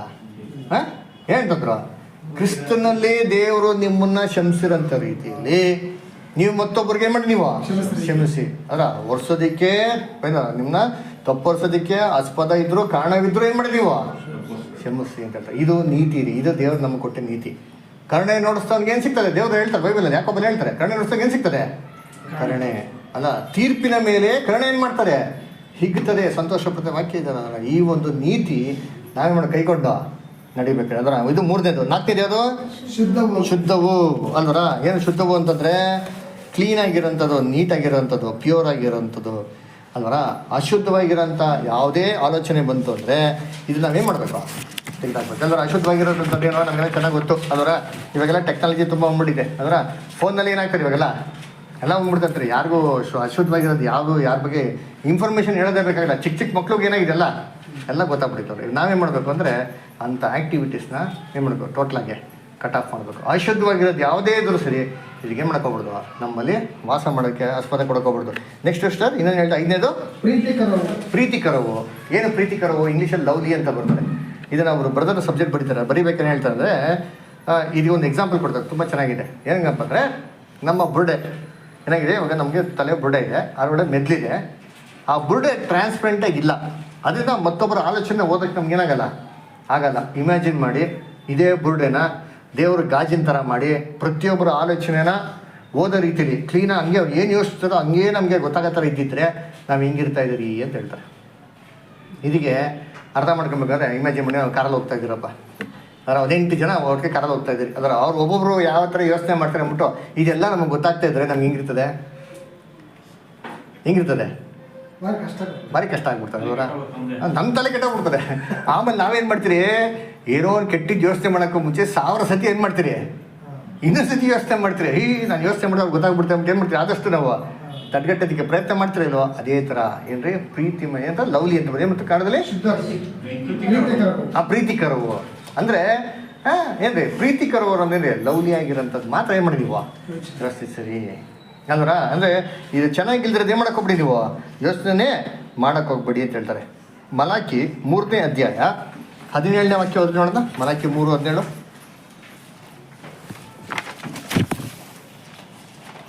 ಮಲಾಕಿ 3:16 ಕ್ಷಮಿಸಿ, ಮಲಾಕಿ 3:16. ಇಂಥ ಮಾತುಗಳನ್ನು ಕೇಳಿ ಯೆಹೋವನ ಭಕ್ತರು ಒಬ್ಬರಿಗೊಬ್ಬರು ಮಾತಾಡಿಕೊಳ್ಳಲು. ನೋಡ್ರ, ಇಂಥ ಮಾತನ್ನು ಕೇಳಿ ಯೆಹೋವನ ಭಕ್ತರು ಒಬ್ರಿಗೊಬ್ಬರು ಮಾತಾಡಿಕೊಳ್ಳಲು ಯೆಹೋವನ ಕಿವಿಗೊಟ್ಟು ಆಲಿಸಿ ಭಯಭಕ್ತಿಯಿಂದ ತನ್ನ ನಾಮಸ್ಮರಣೆ ಮಾಡುವವರ ಹೆಸರುಗಳನ್ನು ತನ್ನ ಮುಂದೆ ಜ್ಞಾಪಕದ ಪುಸ್ತಕದಲ್ಲಿ ಬರೆಸಿದಂತೆ. ಅದರ ದೇವರು ಏನೇ ಜ್ಞಾಪಕದ ಪುಸ್ತಕದಲ್ಲಿ ಇವ್ರ ಹೆಸರುಗಳನ್ನ ಬರ್ಸೋದಂತೆ. ಯಾರ ಹೆಸರನ್ನ ಬರ್ಸಿದ್ರು? ದೇವರ ಸ್ಮರಣೆಯನ್ನು ಮಾಡೋರನ್ನ ಅಂಡರ್ಲೈನ್ ಮಾಡ್ಕೊಂಡಿರ್ತೀನಿ. ಯಾರ ಬಗ್ಗೆ ಮೆಡಿಟೇಟ್ ಮಾಡೋದು, ಯಾರ ಬಗ್ಗೆ ಧ್ಯಾನ ಮಾಡ್ತಾ ಇರೋದು, ಯಾರ ಬಗ್ಗೆ ಡಿಸ್ಕಸ್ ಮಾಡ್ತಾ ಇರೋದು. ಏನೋ ಆ ವಾಕ್ಯ ಇನ್ನೊಂದ್ಸತಿ 16 ಇನ್ನೊಂದ್ಸತಿ ಹೇಳ್ತಾರೆ, ಇಂಥ ಮಾತುಗಳನ್ನು ಕೇಳಿ. ಎಂಥ ಮಾತುಗಳನ್ನ? ಅದರ ಇಂಥ ಮಾತುಗಳನ್ನ ಕೇಳಿ ಯೆಹೋವನ ಭಕ್ತರು ಒಬ್ಬರಿಗೊಬ್ರು ಮಾತಾಡೋದನ್ನ ಯಾರು ಕೇಳ್ತಾವ್ರೆ? ದೇವ್ರು ಕೇಳ್ತಾವ್ರಂತೆ ನೋಡಿರ್ತೀನಿ. ಅಂದ್ರೆ ಅವ್ರು ಏನು ಮಾತಾಡ್ತಾ ಇರಬೇಕು ಹಂಗಾರೆ, ಏನು ಮಾತಾಡೋದನ್ನ ದೇವ್ರು ಕೇಳ್ತಾರೆ. ಯಾರ ಹೆಸರನ್ನ ಪುಸ್ತಕದಲ್ಲಿ ಬರೀತಾರೆ ಅಂದರೆ ಏನ್ರಿ, ದೇವರ ನಾಮವನ್ನು ಸ್ಮರಣೆ ಮಾಡೋರು. ಇದು ಲವ್ಲಿ. ನಮ್ಮ ಥಾಟ್ಸ್ ಹೆಂಗಿರ್ಬೇಕು ಅಂದರೆ ಲವ್ಲಿಯಾಗಿ ಏನಾಗಿರ್ಬೇಕು ಇರಬೇಕು. ಅದಕ್ಕೆ ಇದನ್ನ ಹೇಳ್ಬೇಕು. ಬ್ರದರ್ ಹೇಳ್ತಾರೆ, ಶೇತಾನು ಕೂಡ ನಮ್ಮ ಬುಡೆಗಳು ಏನು ಮಾಡ್ತಾನಂತೆ, ಓದ್ತಾನಂತೆ. ಅದಕ್ಕೆ ಶೇತಾನು ತನ್ನ ಒಂದು ಏನು ಮಾಸ್ಟ್ರು ರೂಮಲ್ಲಿ ಯಾರ್ಯಾರ ಯೋಚನೆಗಳಿಗೆ ಏನೇನೆಲ್ಲ ಅಟ್ಯಾಕ್ ಮಾಡಬೇಕು ಅಂದ್ಬಿಟ್ಟು ಫುಲ್ ಲಿಸ್ಟ್ ಇಟ್ಟಿದ್ದಂತೆ ವೀಕ್ನೆಸ್ಗಳು. ಕರೆಕ್ಟಾಗಿ ಆ ಟೈಮ್ ಏನು ಮಾಡ್ತಾನೆ, ಕ್ಲೀನಾಗಿ ಆ ವೀಕ್ನೆಸ್ಗಳು ತಕ್ಕಂತ ಏನು ಮಾಡ್ತಂತೆ, ಅಟ್ಯಾಕ್ ಮಾಡ್ತಂತೆ. ಅವರ ಅದಕ್ಕೆ ನೋಡ್ಬೇಕು. ಇದು 1ನೇ ಪಾಯಿಂಟ್. ನೆಕ್ಸ್ಟು ಏನು ಇನ್ನೇನು ಹೇಳ್ತಾರೆ, 6ನೇ ಪಾಯಿಂಟ್ ಏನಪ್ಪ, ಮನೋಹರವು. ಅದರ ಗುಡ್ ರಿಪೋರ್ಟ್ ಅಂತ ಹೇಳ್ತಾರೆ. ಅಂದರೆ ಏನು, ಒಳ್ಳೆ ಒಂದು ಸುದ್ದಿ ಆಗಿರೋದು. ನಮ್ಗೆ ಒಳ್ಳೆ ಸುದ್ದಿ ಗುಡ್ ರಿಪೋರ್ಟ್ ಯಾವುದು ಗೊತ್ತಾ? ಹೀಬ್ರೂಸ್ 11 ಇಬ್ರಿಯರು 11:39 ಓದಮ್ಮ. ಇಬ್ರಿಯರು 11ನೇ ಅಧ್ಯಾಯ 39 ಓದಿ. ಇವರೆಲ್ಲರೂ ನಂಬಿಕೆಯ ಮೂಲಕ ಒಳ್ಳೆಯ ಹೆಸರನ್ನು ಸಂಪಾದಿಸಿಕೊಂಡಿದ್ದರು. ಇವರೆಲ್ಲರೂ ನಂಬಿಕೆ ಮುಖಾಂತರ ಒಳ್ಳೆ ಹೆಸರನ್ನು ಸಂಪಾದಿಸಿಕೊಂಡ್ರು. ವಾಗ್ದಾನದ ಫಲವನ್ನು ಹೊಂದಲಿಲ್ಲ. ವಾಗ್ದಾನದ ಫಲವನ್ನು ಹೊಂದಲಿಲ್ಲ. ಇದು ಇಂಗ್ಲೀಷ್ ಓದಮ್ಮ ನೋಡೋಣ. ಹೀಬ್ರೂಸ್ 11:39 ಓದಮ್ಮ.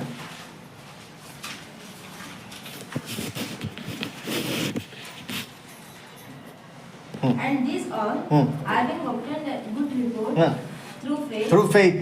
ನೋಡಿ, ಗುಡ್ ರಿಪೋರ್ಟ್, ಅದೇ ಗುಡ್ ರಿಪೋರ್ಟ್. ನಮಗೆ ಗುಡ್ ರಿಪೋರ್ಟ್ ಏನಪ್ಪ ಅಂದರೆ ಹಳೆ ಒಡಂಬಡಿಕೆ ಬರುತ್ತೆ ವಿಶ್ವಾಸ ಗುರುಗಳೆಲ್ಲ ಗುಡ್ ರಿಪೋರ್ಟ್. ಇವರೆಲ್ಲ ದೇವರ ಹತ್ರ ಒಳ್ಳೆ ಗುಡ್ ರಿಪೋರ್ಟ್ ತೊಗೊಂಡ್ರು ಅಂತ. ಹೇಗೆಂದರೆ ಬೈ ಫೇತ್. ನಾವು ಕೂಡ ಈ ಒಂದು ಗುಡ್ ರಿಪೋರ್ಟ್ ನಮ್ಮ ಹತ್ರ ಏನು ಇರಬೇಕು. ನಮ್ಮ ಆಲೋಚನೆ ಕೆಟ್ಟದೇನೋ ಬಂತು ಅಂದರೆ ಇದು ನಿಜವಾಗ್ಲೂ ಏನೋ ಒಳ್ಳೆ ರಿಪೋರ್ಟ್ ಇದೆಯಾ ಅಂತ ಏನು ಮಾಡ್ಕೋ ಯೋಚನೆ ಮಾಡೋದಲ್ಲ. ನೆಕ್ಸ್ಟ್ ಏನು ಹೇಳ್ತಾರೆ ಫಿಲಿಪಿಯರಲ್ಲಿ ಕೊನೆಯದಾಗಿ ಫಿಲಿಪಿಯರ್ 4:8 ಸದ್ಗುಣವಾಗಿದೆಯೋ ಅಲ್ವರ. ಸದ್ಗುಣ ಏನ್ರಿ? ಒಳ್ಳೆ ಗುಣಗಳು, ಒಳ್ಳೆ ಥಾಟ್ಸ್ ಅದರ ಸದ್ಗುಣವಾಗಿದೆಯೋ. ಇದೆಲ್ಲ ಏನು ಮಾಡಿ ನೀವು. ಆಮೇಲೆ ನೆಕ್ಸ್ಟ್ ಏನು ಹೇಳ್ತಾ ಮುಂದಕ್ಕೆ ಯಾವುದು ಕೀರ್ತಿಗೆ ಯೋಗ್ಯವೋ ಅದನ್ನೆಲ್ಲ ಮಾಡಿ ನೀವು ಲಕ್ಷ್ಯಕ್ಕೆ ತಂದುಕೊಳ್ಳಿ. ಇದನ್ನ ಬರೀಬೇಕು. ಕೊನೆಗೆ ಏನು ಮಾಡ್ತಾರೆ, ಇದಕ್ಕೆ ಒಂದು ಸಜೆಷನ್ ಮಾಡ್ತಾರೆ. ನೆಗೆಟಿವ್ ಥಾಟ್ಸ್ನ ಹೆಂಗೆ ಪಾಸಿಟಿವ್ ಆಗಿ ಜನರೇಟ್ ಮಾಡೋದು ಅಂತಂದರೆ, ಇವಾಗ ಎಲ್ಲ ಹೋಗ್ತಾ ಇರ್ತೀರಿ, ಅದು ಇದು ಸುಮ್ಮನೆ ಹಾಡುಗಳು ಕೇಳಿದ ತಕ್ಷಣ ಹೇಳ್ತಾರೆ. ಒಂದು ಸುಮ್ಮನೆ ಯಾರೋ ಒಂದು ಟ್ರೈನ್ ಹೋಗ್ತಿರ್ಬೇಕು, ಒಂದು ಹಾಡು ಒಂದೇ ಒಂದು ಪದ ಕೇಳಿದ್ರೆ ನಮ್ಗೇನಾಗ್ತಾರೆ ಚೇತನ ತಲೆಯಲ್ಲಿ ಅದನ್ನೇ ಸಿಡಿನೇ ಓಡಿಸ್ಬಿಡ್ತಾನೆ ಪೂರ್ತಿ ಸಾಂಗಿ. ಅದರ ನಮಗೆ ದೇವ್ರ ವಾಕ್ಯ ಎಲ್ಲ ದೇವ್ರ ಸಾಂಗೆ ಜ್ಞಾಪನ ಬರಲ್ಲ. ಹೌದಾ? ನಮ್ಗೆ ಎಕ್ಸ್ಪೀರಿಯನ್ಸ್ ಆಗಿದೆಯಲ್ಲ ನಿಮಗೆಲ್ಲ, ಅದೇ ಜಾಸ್ತಿ ಬರ್ತಾರೆ. ಆಗಿದೆಯಲ್ಲ ಎಕ್ಸ್ಪೀರಿಯನ್ಸ್ ನಿಮಗೆ. ನನಗೂ ಅಷ್ಟೇ ಬರ್ತಾಯಿದ್ದೀನಿ ಕಾರಲ್ಲಿ, ಅದೇನೋ ನೋಡ್ಬಿಟ್ಟಪ್ಪ ಬೋರ್ಡಲ್ಲಿ, ನನಗೆ ಗೊತ್ತಿಲ್ಲ, ತಲೆಯಲ್ಲಿ ಇದೇ ಯೋಚನೆ ಬರ್ತದೆ. ನಾನು ಇದೇನೇ ಇದು ಹಿಂಗೆ ಬರ್ತಿದ್ದಲ್ಲ ನೋಡಿದ್ರೆ. ಆಮೇಲೆ ಯಾವುದೋ ಜಮಾನದಲ್ಲಿ 19 ಯಾವುದೋ ಸಂಚಲಿ ಕೇಳಿದ್ರೆ ಒಂದು ಸಾಂಗು, ನನಗೆ ಆ ಸಾಂಗ್ ಮರ್ತೇ ಹೋಗ್ಬಿಡೈತೆ, ತಲೆಯಲ್ಲಿ ಫುಲ್ ಓಡ್ತದ್ರಿ. ಅವಾಗ ಯೋಚನೆ ಮಾಡೋದು ನಾನು, ಅಲ್ಲಪ್ಪ ಬೈಬಲ್ ಒಂದು ಸಾಂಗ್ ಅವರಲ್ಲ ಈ ಥರ ಒಂದು 9 ಆಮೇಲೆ 2 ಹೋಗೋದಿಲ್ವಲ್ಲ, ಇದೇನು ಬರ್ತಾರೆ ಅವೆಲ್ಲ ಬರ್ತೈತಲ್ಲ ಅಂದ್ಬಿಟ್ಟು ಅಲ್ವರ. ಅದಕ್ಕೆ ಒಂದು ಸಜೆಷನ್ ಹೇಳ್ತಾರೆ, ಥಿಂಕ್ ಮಾಡಿ ಹಿಂಗಿರ್ಬೋದಾ ಅಂತ. ಏನಪ್ಪ ಅಂದರೆ ಇದು ಹೆಂಗೆ ಟ್ಯಾಕಲ್ ಮಾಡೋದು ಅಂದರೆ, ರೋಡ್ದು ಹೋಗ್ತಿರ್ಬೇಕು, ಏನೋ ಒಂದು ವಸ್ತು ನೋಡ್ತೀರಿ. ಎಕ್ಸಾಂಪಲ್ ಗುಡ್ ಡೇ ಬಿಸ್ಕೆಟ್ ನೋಡ್ತೀರಿ ಬಿಡಿ. ಅದರ ಆ ಗುಡ್ ಡೇ ಬಿಸ್ಕೆಟ್ ಬೈದ ತಕ್ಷಣ ಏನೋ ಆಲೋಚನೆ ಬರ್ತಾರೆ. ಇದನ್ನು ಪಾಸಿಟಿವ್ ಆಗಿ ಹೆಂಗೆ ತಿಳಿಸೋದು ಅಂದರೆ, ಜಿಯಿಂದ ಗುಡ್ ಅಥವಾ ಜಿಯಿಂದ ಶುರು ಆಗಂತ ವಾಕ್ಯ ಏನು ಮಾಡಿ ನೀವೇನಾರ ರಿಪ್ಲೇಸ್ ಮಾಡ್ಕೊಳ್ಳಿ ಅಂತ. ಇವಾಗ ಜಿಯಿಂದ ಬರೋಂಥ ವಾಕ್ಯ ಏನಂದರೆ, god so loved the world.